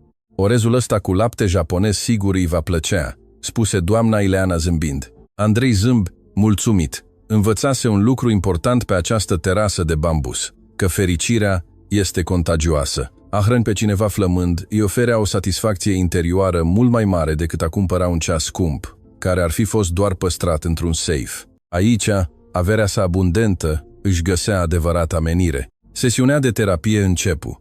Andrei se întinse pe patul de bambus, care acum era acoperit cu o saltea subțire de spumă, un cadou de la Andrei, pe care o forțase pe Mara să o accepte pentru confortul spatelui său. Cerul se schimba încet într-un violet închis. Zgomotul clopotelor de la biserică de seară avea să se audă în curând. Mara începu să aplice uleiul cald pe picioarele lui Andrei. Cum a fost progresul de azi, domnule? Aveți vreo senzație nouă? Întrebă Mara, în timp ce începea să îi maseze tălpile. Dar răspunse Andrei entuziasmat. Azi dimineață, când m-am trezit, mi-a mâncat degetul mare de la piciorul drept. Am putut să-l simt. Și uimitor, am putut să-l scarpin cu degetul mare de la piciorul stâng. Puțin rigid, dar am nimerit ținta. Ochii Marei străluciră. Mașallah, ce a vrut Dumnezeu. E un progres uriaș, domnule. Coordonarea între nervii stângi și drepți a început să se conecteze. Asta înseamnă că podul din măduva spinării dumneavoastră a început o renovare totală. Mara apăsă un punct pe gamba lui Andrei. Înainte, Andrei ar fi țipat de durere în acel punct. Acum doar gemea încet. Toleranța corpului său la durere crescuse, iar blocajele din mușchi îi fuseseră în mare parte eliminate. Picioarele lui Andrei, care fuseseră palide și slab, începeau acum să capete volum. Era o nuanță proaspătă de roșu acolo, un semn al circulației sanguine fluide. Mara o chemă Andrei încet, în timpul masajului. Da, domnule, de ce nu ai acceptat niciodată oferta mea de a te muta la departamentul de administrație? Știi că salariul e de 3 ori mai mare decât al unei femei de serviciu. Ai o minte inteligentă, ai putea învăța repede să folosești computerul. Nu pot suporta să văd mâinile tale vindecătoare ținând o cârpă murdară în fiecare zi. Aceasta era o dispută obișnuită între ei. Andrei se simțea vinovat văzându-și Salvatoarea lucrând greu, curățând toaletele propriului birou. Nu-i se părea corect. Mara zâmbi. Mâinile ei rămâneau concentrate pe desfacerea nodurilor musculare din coapsa lui Andrei. Dragă domnule Andrei, fiecare muncă este nobilă, atâta timp cât este onestă. A fi femeie de serviciu nu înseamnă a fi umilită. Dimpotrivă, sunt mândră. Curăț locul unde oamenii își câștigă existența. Dacă biroul este curat, angajații sunt confortabili, munca decurge bine, atunci și norocul companiei dumneavoastră merge bine. Înseamnă că am și eu o contribuție la succesul dumneavoastră, nu-i așa? Andrei rămase tăcut. Răspunsul o lăsa mereu fără replică. Mara avea o perspectivă foarte unică asupra lumii. În ochii ei nu exista ierarhie de castă. Directorul și măturătorul erau amândoi slujitori ai lui Dumnezeu, fiecare cu rolul său. Dar mâinile tale sunt aspre, Mara. Mâinile astea ar trebui să țină doar parfum și flori, nu detergenți puternici, replica Andrei, fără să și dea seama că și dezvăluia sentimentele. Mișcarea mâinilor Marei se opri o clipă. Simți un fior subtil în piept, auzind acele cuvinte care sunau ca o poezie de dragoste de la un bărbat îndrăgostit, nu de la un șef către o subalternă. Mâinile aspre sunt un semn al luptei, domnule.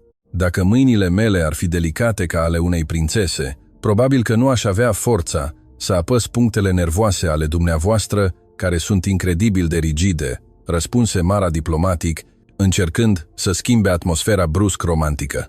Andrei o privi pe tânără din lateral. Lumina lămpii de pe terasă îi lumina profilul simplu, dar captivant al feței Marei. Nasul ei, care nu era prea proeminent, dar era drăguț, și ochii ei calmi ca un lac în mijlocul pădurii.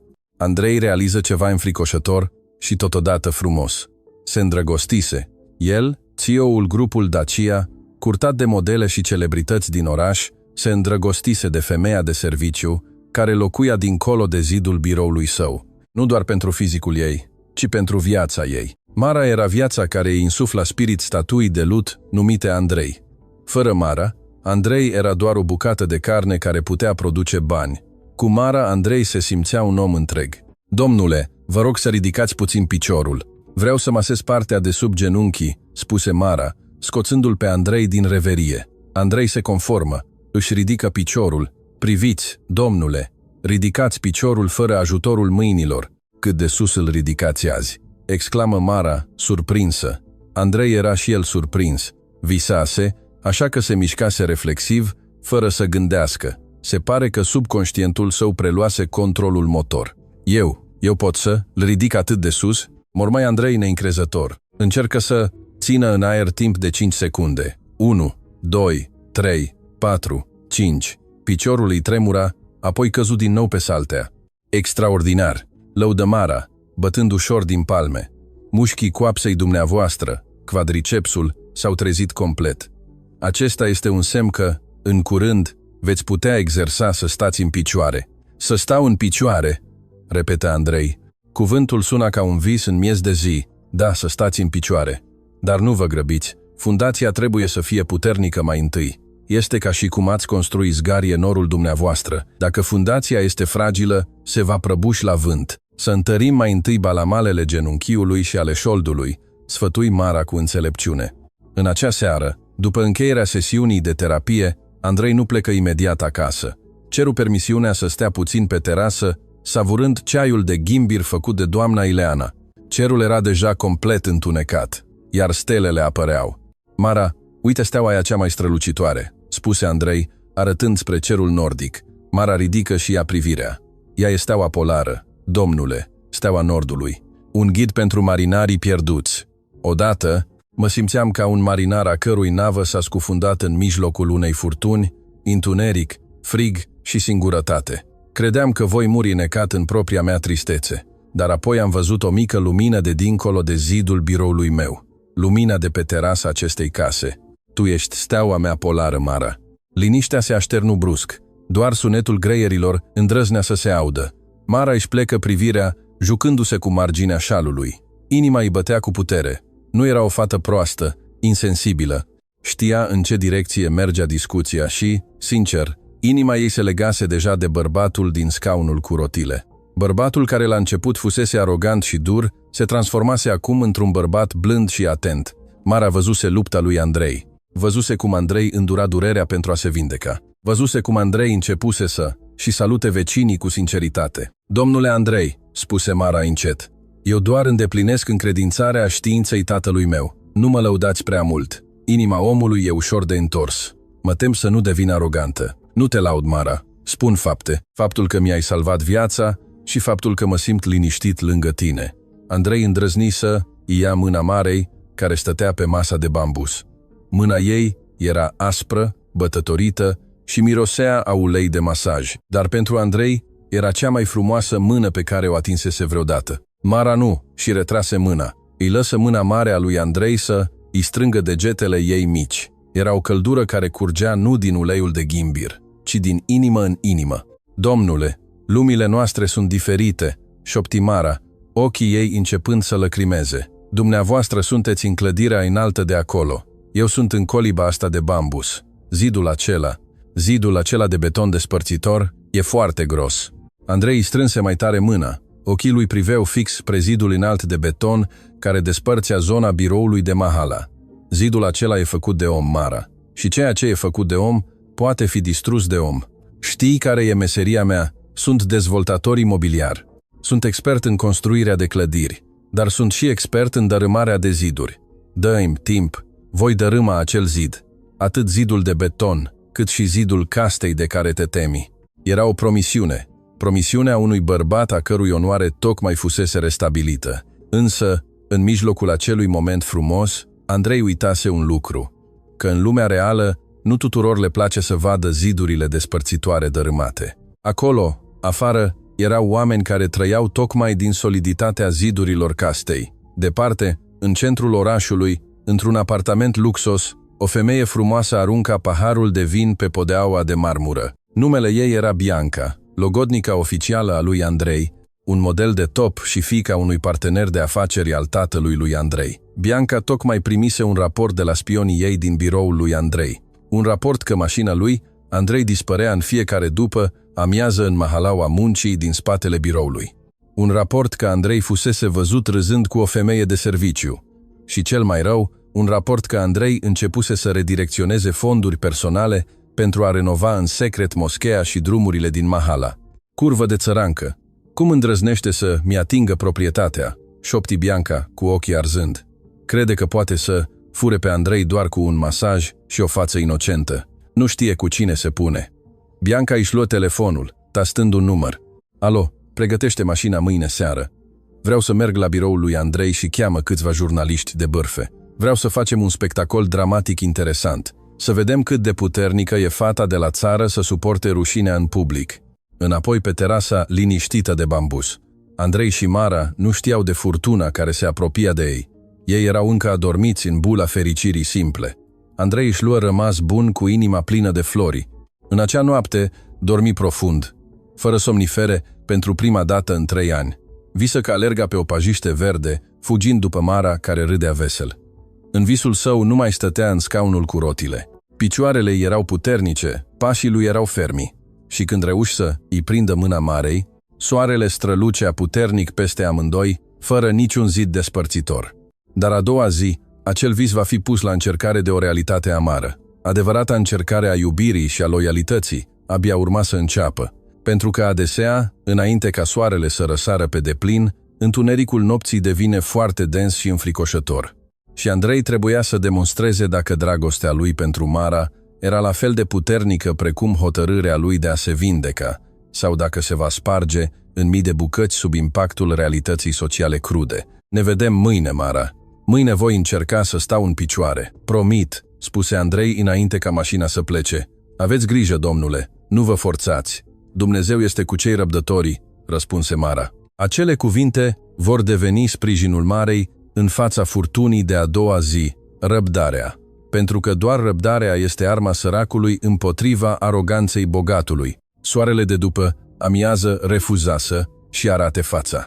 Cerul de deasupra zonei industriale de la marginea orașului era acoperit de nori cenușii, agățat jos, ca și cum ar fi reținut o greutate de apă gata să se reverse oricând. Aerul era înăbușitor și umed, creând o atmosferă apăsătoare pentru oricine purta o povară în suflet. Ceasul digital din holul principal al clădirii grupului imobiliar Dacia arăta ora 17:10. Acesta era cel mai aglomerat moment din ciclul de viață al biroului. Sute de angajați se revărsau pe ușile automate de sticlă, înghesuindu-se spre mașinile de pontaj cu amprentă, apoi se răspândeau ca furnicile care ies din mușuroi. Unii alergau după autobuzele de navetiști, alții porneau motoarele motocicletelor în parcare, iar alții mergeau pe jos spre poarta din spate care ducea direct în Mahalaua. Mara făcea parte din ultima categorie. Tocmai își schimbase uniforma albastră cu haine casual decente. O cămașă de flanelă cu mâneci lungi, cu un model carou decolorat și o fustă lungă neagră, erau ținutele ei preferate. În mână ținea o sacoșă de pânză cu o cutie golă de mâncare.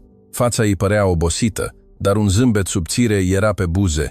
Gândurile îi zburau la ce se întâmplase în acea după amiază. Când curăța biroul lui Andrei, tânărul ei șef îi șoptise, în lipsa oricărei alte persoane: "În seara asta, vreau să încerc să stau în picioare fără să mă țin de nimic, Mara. Roagă-te pentru mine." Cuvintele erau simple, dar efectul lor era extraordinar pentru inima Marei. Se simțea prețuită, implicată într-o luptă mare. Abia aștepta să ajungă acasă, să facă duș, să se roage și să aștepte sosirea limuzinei negre pe terasa casei ei. Voia să fie martoră la momentul istoric în care picioarele, odinioară paralizate, aveau să calce din nou pe pământ. Mara mergea cu privirea în jos, evitând privirile oamenilor în costume care treceau pe lângă ea. Știa care îi era locul. Era doar praf pe podeaua de marmură a acestei clădiri. Însă, când aproape ajunse la ușa laterală care ducea spre zona de parcare VIP, pașii ei se opriți. O mașină sport roșie aprins, un Ferrari nou-nouț, cu plafon deschis, era parcată de alatul, exact în fața căii de ieșire a angajaților. Mașina răgea, etalându-și aroganța motorului său de miliarde de lei. Din mașină cobori o femeie cu o apariție orbitoare. Părul ei blond, șaten, era rezultatul unui salon scump. O rochie roșie strânsă îi îmbrăca corpul suplu, iar pantofii cu toc îi băteau pe asfalt cu un ritm intimidant.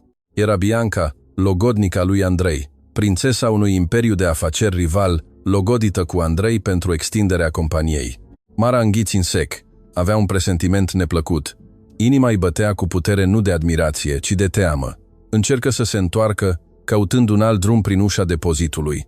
Nu voia să aibă de-a face cu femeia, a cărei aură era ascuțită ca un cuțit. "Hei tu, fata de la țară în cămașă în carori, oprește-te acolo!" Vocea Biancăi, ascuțită, străpunse zgomotul acelei după amiezi. Imediat, sute de perechi de ochi de angajați, care stăteau la coadă pentru pontaj, se întoarseră. Atmosfera zgomotoasă din hol deveni brusc tăcută.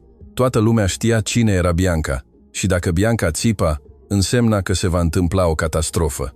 Mara îngheță, picioarele ei păreau înțepenite în podea.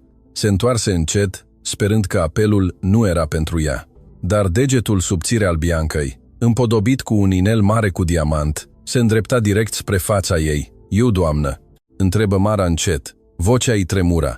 Bianca se apropie. Pașii ei erau aroganți, bărbia ridicată. În spatele ei, doi bărbați corpolenți, care cărau camere video și proiectoare, o urmau. Se pare că Bianca adusese intenționat presa sau cel puțin oameni plătiți pentru a documenta acest moment. "Da, cine altcineva de aici e atât de neîngrijit în afară de tine?" O jigni Bianca, încrucișându și brațele. Stătea la doar 1 metru în fața Marei, privind-o din cap până în picioare cu o privire dezgustată, de parcă ar fi privit o murdărie. Mara își plecă privirea adânc. "Îmi pare rău, doamnă. Trebuie să plec acasă. Mama mă așteaptă." "Acasă?" Bianca râse bagiocoritor. Râsul ei suna înfiorător. "Crezi că poți pleca așa, după ce ai făcut cu logodnicul meu? Crezi că sunt prostă? Ha?" Bianca îi scotoci în poșeta de piele de crocodil. Scoase un teanc de fotografii și le aruncă în fața Marei. Pac, pac, pac, foile de fotografii o plesniră pe Mara peste obraz, apoi se împrăștiară pe podea. Mara privi fotografiile cu ochii mari. Erau fotografii cu mașina lui Andrei parcată în fața casei ei, fotografii cu Andrei mâncând orez cu lapte pe terasa casei ei și fotografii cu Mara ținând piciorul lui Andrei în timp ce îl masa. Unghiul de fotografiere era foarte răuvoitor. Părea că făceau ceva indecent, deși era pur și simplu terapie.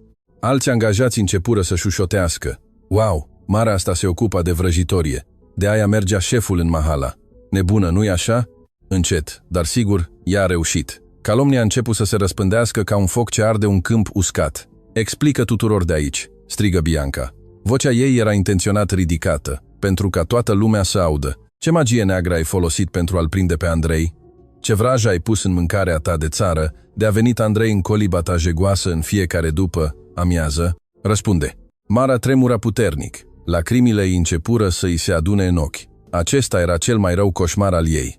Onoarea pe care o păzise cu atâta înverșunare, demnitatea pe care o învățase de la tatăl ei, erau acum călcate în picioare în public.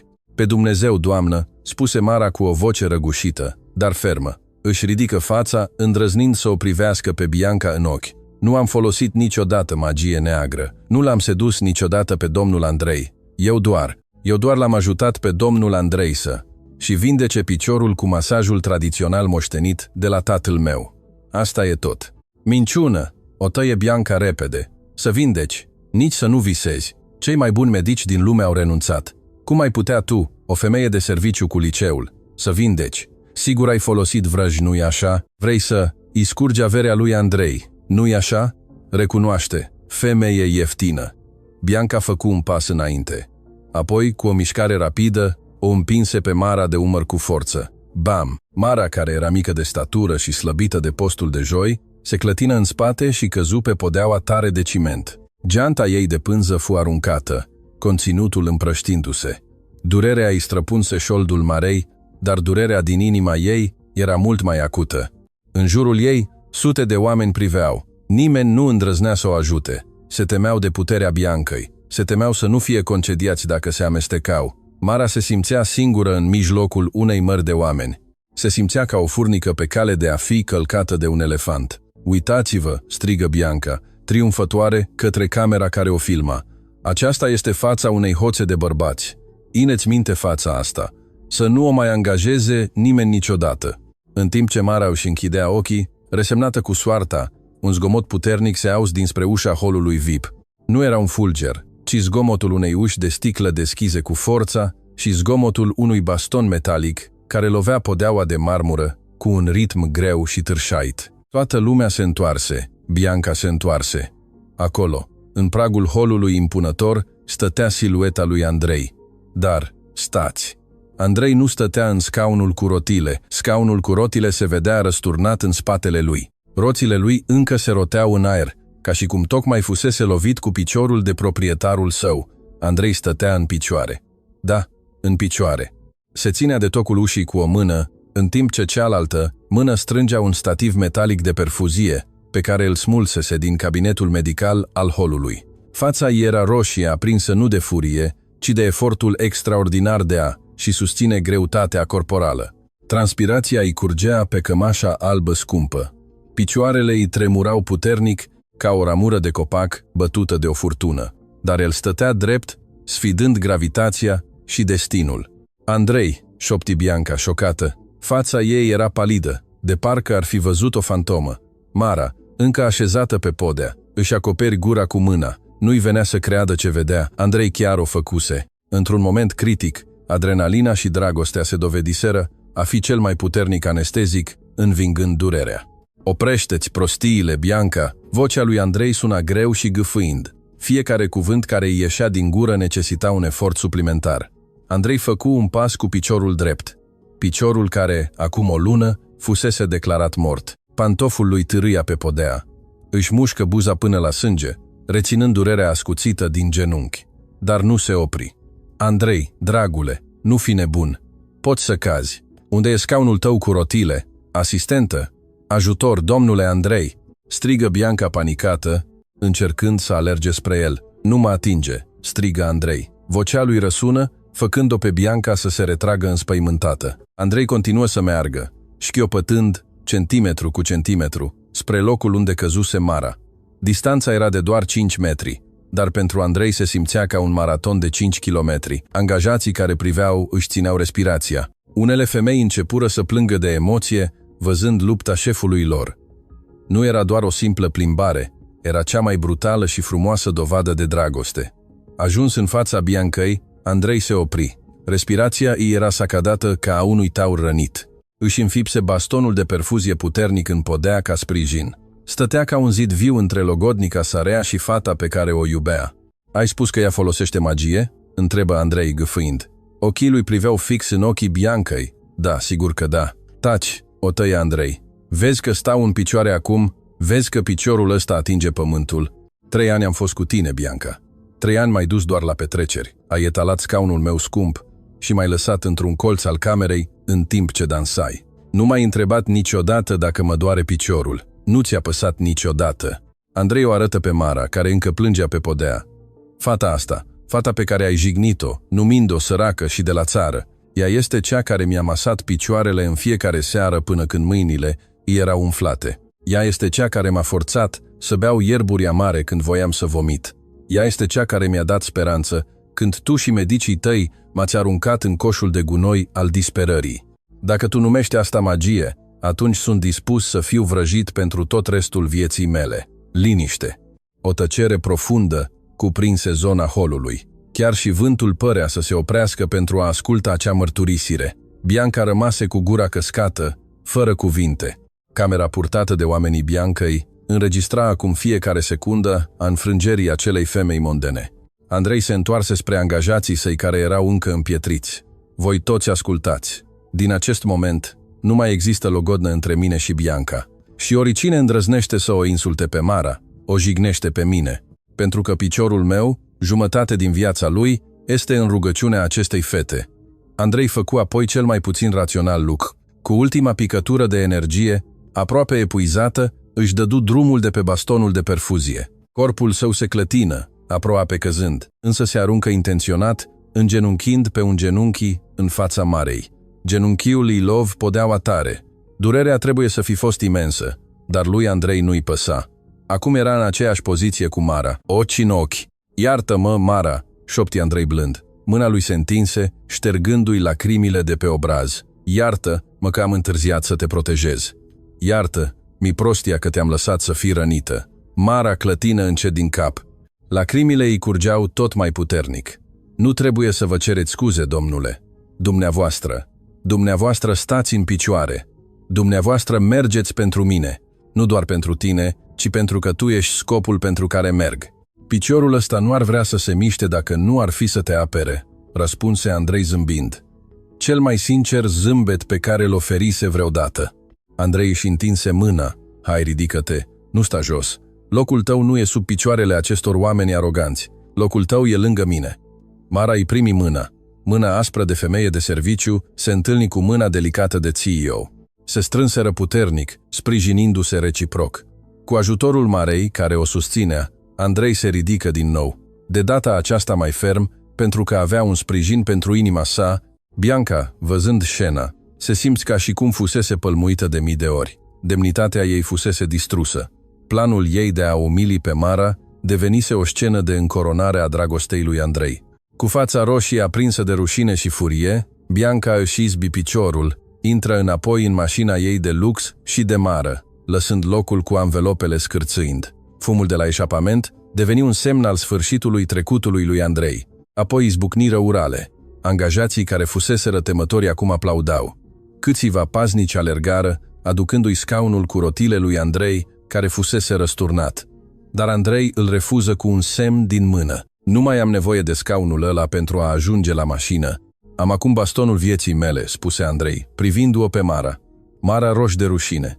Fața ei era roșie ca un crab fiert. Îl susținu imediat pe Andrei spre limuzina neagră pregătită de domnul Grigore. Domnul Grigore însuși plângea înfundat la volan, mișcat să îl vadă pe șeful său devenind în sfârșit un bărbat adevărat. În acea după-amiază, sub cerul care începea să lase o burniță romantică, zidul de castă care stătuse până atunci solid s-a prăbușit în sfârșit. S-a prăbușit nu de un baros sau dinamită, ci de curajul unui singur pas, bazat pe o dragoste pură.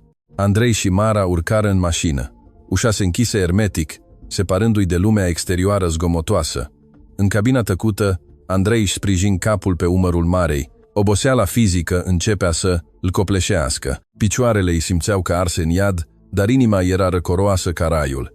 Mulțumesc, Doamne, șopti Andrei încet înainte să îi închidă ochii. Mulțumesc că mi-ai dat această durere. pentru că această durere m-a condus să o găsesc pe această înger fără aripi.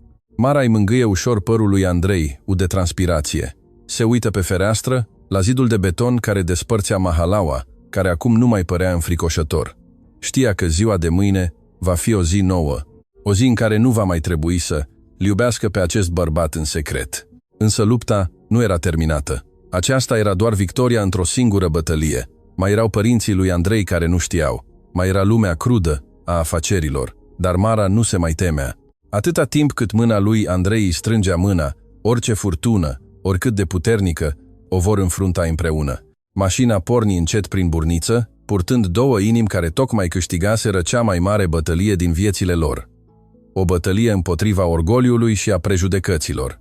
În depărtare, luminile orașului începeau să se aprindă una câte una, ca și cum ar fi sărbătorit unirea celor două lumi diferite.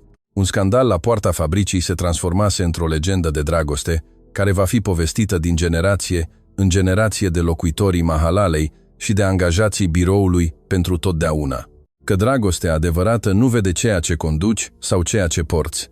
Dragostea adevărată vede ceea ce sacrifici atunci când partenerul tău cade. Soarele de dimineață strălucea mândru, măturând ultimele urme de ceață subțire care învăluiau marginea orașului. Lumina sa aurie cădea pe cele două laturi ale lumii care fuseseră separate până acum. Pe o parte, geamurile zgarie norului grupul imobiliar, Dacia reflectau strălucirea luxului.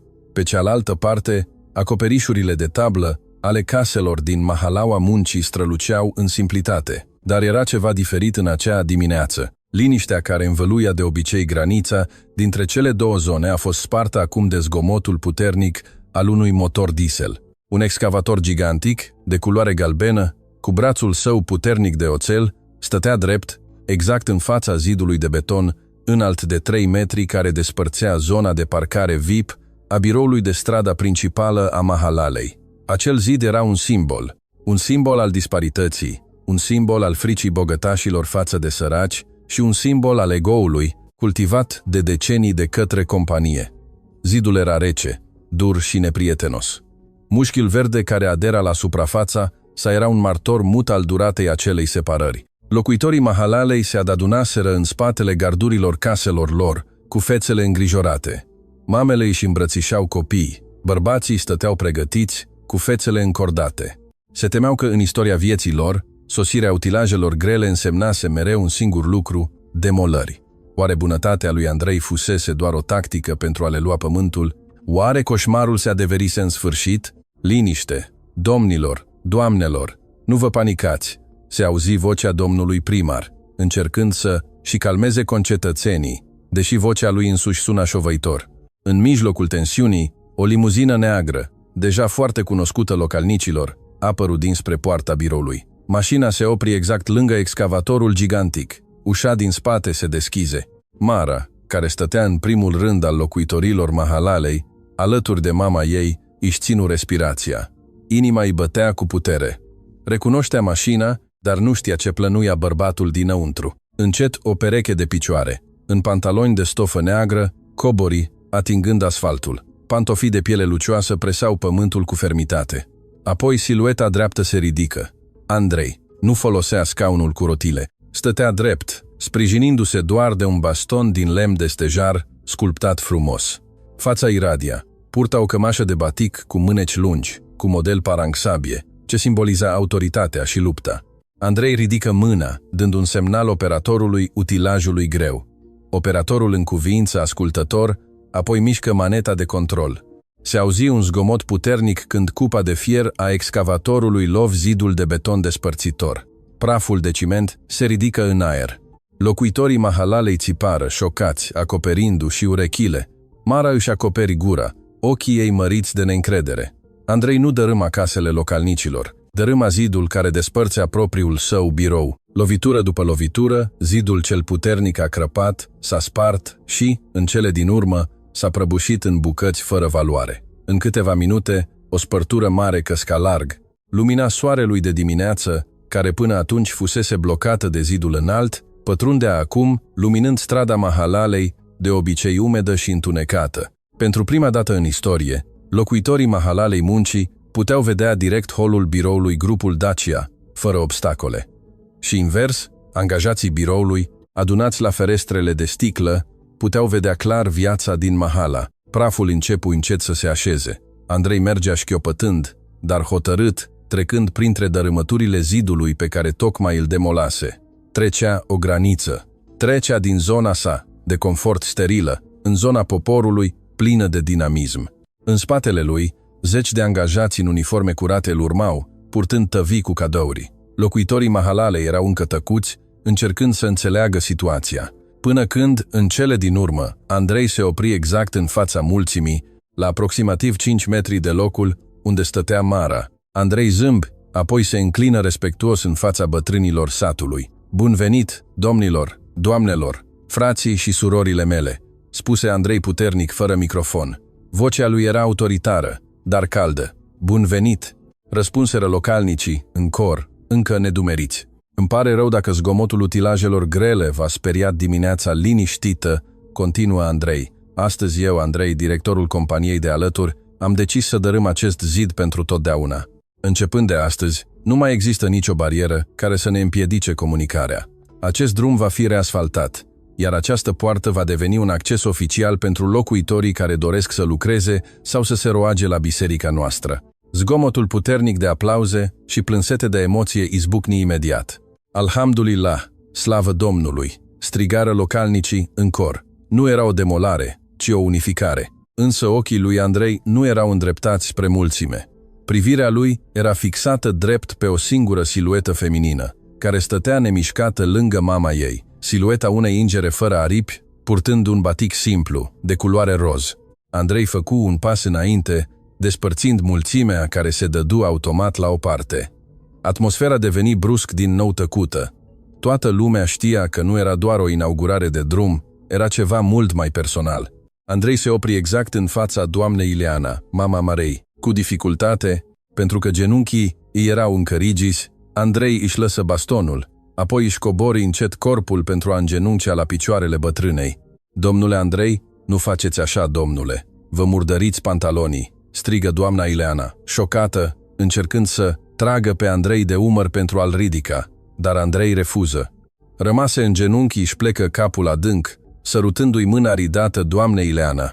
"Doamnă Ileana," vocea lui Andrei tremura de emoție, "permiteți-mi să stau aici, în poziția cea mai potrivită pentru un fiu care își respectă părinții. Ați crescut o fiică cu o inimă vastă ca un ocean. Ați educat o tânără ale cărei mâini pot vindeca ceea ce banii nu pot vindeca." Doamna Ileana plângea, lacrimile îi cădeau pe părul lui Andrei. "Eu sunt mulțumită, domnule. Vă dau binecuvântarea mea." Andrei își ridică fața, privindu-l pe doamna Ileana cu ochii umezi. "Doamnă, am venit astăzi nu ca șef, proprietar al clădirii de alături. Am venit ca un bărbat obișnuit care a fost frânt, apoi reunificat de fiica dumneavoastră. Am venit să cer permisiunea. Permiteți-mi să fiu protectorul Marei, așa cum ea a fost salvatoarea mea. Permiteți-mi să fiu piciorul ei, așa cum ea mi-a ghidat pașii." Doamna Ileana încuvință rapid, incapabilă să rostească un cuvânt din cauza emoției. Se întoarse spre Mara, care era deja în lacrimi. "Întreabă, o pe fiica mea, domnule. Inima ei are puterea." Andrei se ridică încet, ajutat de domnul Grigore, care îi era fidel alături. Își luă înapoi bastonul, apoi se întoarse spre Mara.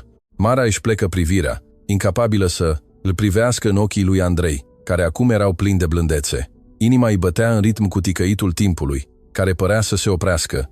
Mara o chemă Andrei blând. Mara își ridică încet fața. În fața ei stătea bărbatul pe care, acum câteva luni, îl găsise disperat în scaunul cu rotile. Bărbatul care o certase în parcare, bărbatul care țipase de durere pe banca de bambus a casei ei. Acum bărbatul acela stătea mândru. Deși încă șchiopăta, ochii lui ardeau cu o hotărâre puternică. Andrei scotoci în buzunarul cămășii sale de batic. Nu scoase o cutie de inel de catifea luxoasă, ca în filme. Scoase un obiect mic, învelit într-un batistă albă. Îl deschise încet. Era un inel simplu de aur, cu un motiv sculptat de flori de măceș. Nu un diamant mare, orbitor, ci o operă de artă care simboliza sinceritatea și originile Marei din Mahalaua Muncii. "Mara," spuse Andrei din nou. Vocea lui se auzi clar în urechile sutelor de oameni care își țineau respirația, urmărind scena. "Uitați-vă, zidul de acolo s-a prăbușit. Dărâmăturile sunt încă împrăștiate. Așa s-au prăbușit ego-ul și aroganța mea pe care le-ai distrus cu răbdarea ta. Andrei inspiră adânc, adunându, și curajul. Nu sunt un bărbat perfect. Picioarele mele probabil nu vor putea alerga niciodată la fel de repede ca ale unui atlet. Mersul meu probabil va fi mereu șchiopătat și voi avea nevoie de baston. Dar îți promit un lucru, Mara. În fiecare pas șchiopătat al meu, scopul este unul singur. Să mă întorc acasă la tine. Vreau să mi petrec restul vieții învățând să fiu un om mai bun alături de tine. Andrei întinse inelul. Mâna-i tremura puțin, nu din cauza bolii nervoase, ci din cauza unei nervozități extraordinare. Nervozitatea unui bărbat care își pune inima în joc. Vrei să accepți cererea în căsătorie a acestui bărbat invalid? Vrei să fii soția mea, Mara? Cerul părea să asculte și el. Vântul de dimineață adia ușor, ridicând marginea baticului Marei. Lacrimile Marei curgeau neîncetat. Văzu o sinceritate nudă în ochii lui Andrei. Nu mai erau minciuni, nu mai era orgoliu. Mara se întoarse spre mama ei. Doamna Ileana în cuvință hotărât, zâmbind larg. Se întoarse spre vecinii ei. Domnul primar, doamna Rina, vânzătoarea de gogoși și copii, toți în cuvințară, oferind sprijin. Mara se întoarse din nou spre Andrei. Făcu un pas înainte, scurtând distanța dintre ei. Domnule Andrei, răspunse Mara cu o voce răgușită, nu sunteți invalid. În ochii mei, sunteți cel mai perfect bărbat pe care Dumnezeu l-a trimis să mi pună răbdarea la încercare și să mi completeze credința. Picioarele dumneavoastră pot fi slabe, dar inima dumneavoastră este puternică. Și eu sunt dispusă să fiu bastonul dumneavoastră pentru tot restul vieții mele. Mara în cuvință hotărât. Bismillah, accept cererea dumneavoastră. Uralele izbucniră imediat. Alhamdulillah. Locuitorii Mahalalei aplaudau, fluierau și se îmbrățișau. Angajații biroului, de cealaltă parte, care priveau de la ferestre, aplaudau și ei. Atmosfera dimineții se transformă într-o sărbătoare populară. Andrei zâmbi ușurat. Ca și cum, o povară de mii de tone tocmai îi fusese luată de pe umeri. Voia să o îmbrățișeze pe Mara, însă se abținu. Nu erau încă soț și soție. Îi dădu doar inelul doamnei Ileana, pentru a-l pune pe degetul inelar al Marei. Când doamna Ileana îi puse inelul cu motiv de măceș pe degetul Marei, Andrei șopti, mulțumesc, Mara. Mulțumesc că ai vindecat mai mult decât picioarele mele. Evenimentul de dimineață a continuat cu o masă comună. Andrei îi poruncise celui mai bun catering din oraș să organizeze o petrecere populară de-a lungul străzii din Mahala, care fusese recent deschisă. Nu existau mese VIP, nu existau bariere. Directorii stăteau încrucișat pe rogojini de pandan alături de șoferii de taxi. Managerii mâncau orez din aceeași tavă cu femeile de serviciu. Zidul se prăbușise cu adevărat, nu doar zidul fizic, ci și zidul mental care îi separase până atunci. Andrei privea scena cu inima plină.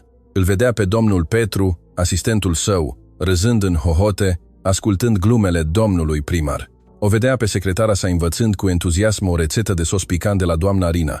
Aceasta era adevărata bogăție. O bogăție care nu era înregistrată în niciun cont bancar, ci era înregistrată pentru totdeauna în ceruri. În mijlocul aglomerației, Andrei și Mara stăteau singuri pe banca de bambus de pe terasa casei. Locul unde totul începuse. Locul unde țipetele de durere se transformaseră în zâmbete de fericire. Știți, domnule, spuse Mara privindu-și agitația de pe stradă. Odată mă rugam adesea, privind la fereastra înaltă a biroului dumneavoastră. Mă rugam ca într-o zi, oamenii de acolo să poată privi în jos și dea seama de existența noastră. Andrei se uită la clădirea biroului său, care acum era vizibilă clar, fără obstacole. Și Dumnezeu ți-a răspuns rugăciunilor într-un mod unic, Mara. El mi-a frânt picioarele pentru a nu mă mai uita doar în sus. M-a forțat să privesc în jos, la pământ, în locul unde se află adevărata viață. Regretați că ați avut accidentul? Întrebă Mara cu grijă. Andrei clătină din cap ferm. Nu, deloc. Dacă nu aș fi fost paralizat, probabil că aș fi fost căsătorit cu femeia greșită. Aș fi trăit într-o falsitate și aș fi murit singur în turnul acela de fildeș. Paralizia aceasta este o binecuvântare deghizată în nenorocire, pentru că prin paralizie te-am întâlnit pe tine. Mara roș de rușine. Domnule, ați început să fiți bun la lingușeli acum. Nu-i așa? Nu e lingușeală, viitoarea mea soție. E sinceritatea unui fost pacient, o tachină Andrei râzând. Dintr-o dată, domnul Grigore se apropie, purtând o cameră Polaroid. Domnule Andrei, Domnișoară, putem face o fotografie pentru amintire, pentru istorie?" Andrei în cuvință. O îmbrățișă pe Mara de umăr. De data aceasta, cu îndrăzneală, dar totuși cu respect, atingând doar materialul cămășiei. Amândoi zâmbiră spre cameră. În spatele lor se vedea o priveliște contrastantă, dar armonioasă. O clădire grandioasă de sticlă alături de o casă modestă pe piloni, fără niciun zid care să le despartă. Click. Fotografia ieși din cameră. Un portret al fericirii simple. Sub fotografie, Andrei luă un stilou și scrise o scurtă frază. Dragostea nu cunoaște castă, vindecarea nu cunoaște logică, iar destinul lui Dumnezeu vine mereu la timpul potrivit. Adesea, în viața aceasta, simțim că suntem îngropați de probleme care se adună una peste alta. Ne simțim în întuneric, sufocați și singuri. Cu toate acestea, de fapt, nu suntem îngropați, ci suntem plantați. Dumnezeu ne plantează într-un pământ fertil, ne udă cu lacrimi de tristețe, pentru ca mai târziu să putem crește într-un copac puternic și să dăm roade dulci. Povestea lui Andrei și a Marei este o dovadă vie că nu există boală fără leac, inclusiv bolile inimii și ale aroganței. Leacul se numește smerenie. Și când avem curajul să ne smerim inima până la pământ, atunci Dumnezeu ne va ridica statutul până la cer. În acea zi, sub cerul albastru al României, doi oameni au început un nou capitol al vieții lor. Nu mai exista un șef bogat și o fată săracă. Existau doar un soț și o soție, gata să meargă împreună, să se sprijine reciproc în slăbiciune și amintească unul altuia când uitau. Picioarele lui Andrei ar fi putut fi paralizate, dar dragostea lui stătea acum dreaptă, puternică pentru totdeauna. Și zidul despărțitor devenise acum o punte care lega mii de inimi. Și ei au trăit în binecuvântare, înconjurați de oameni care îi iubeau sincer, așa cum erau.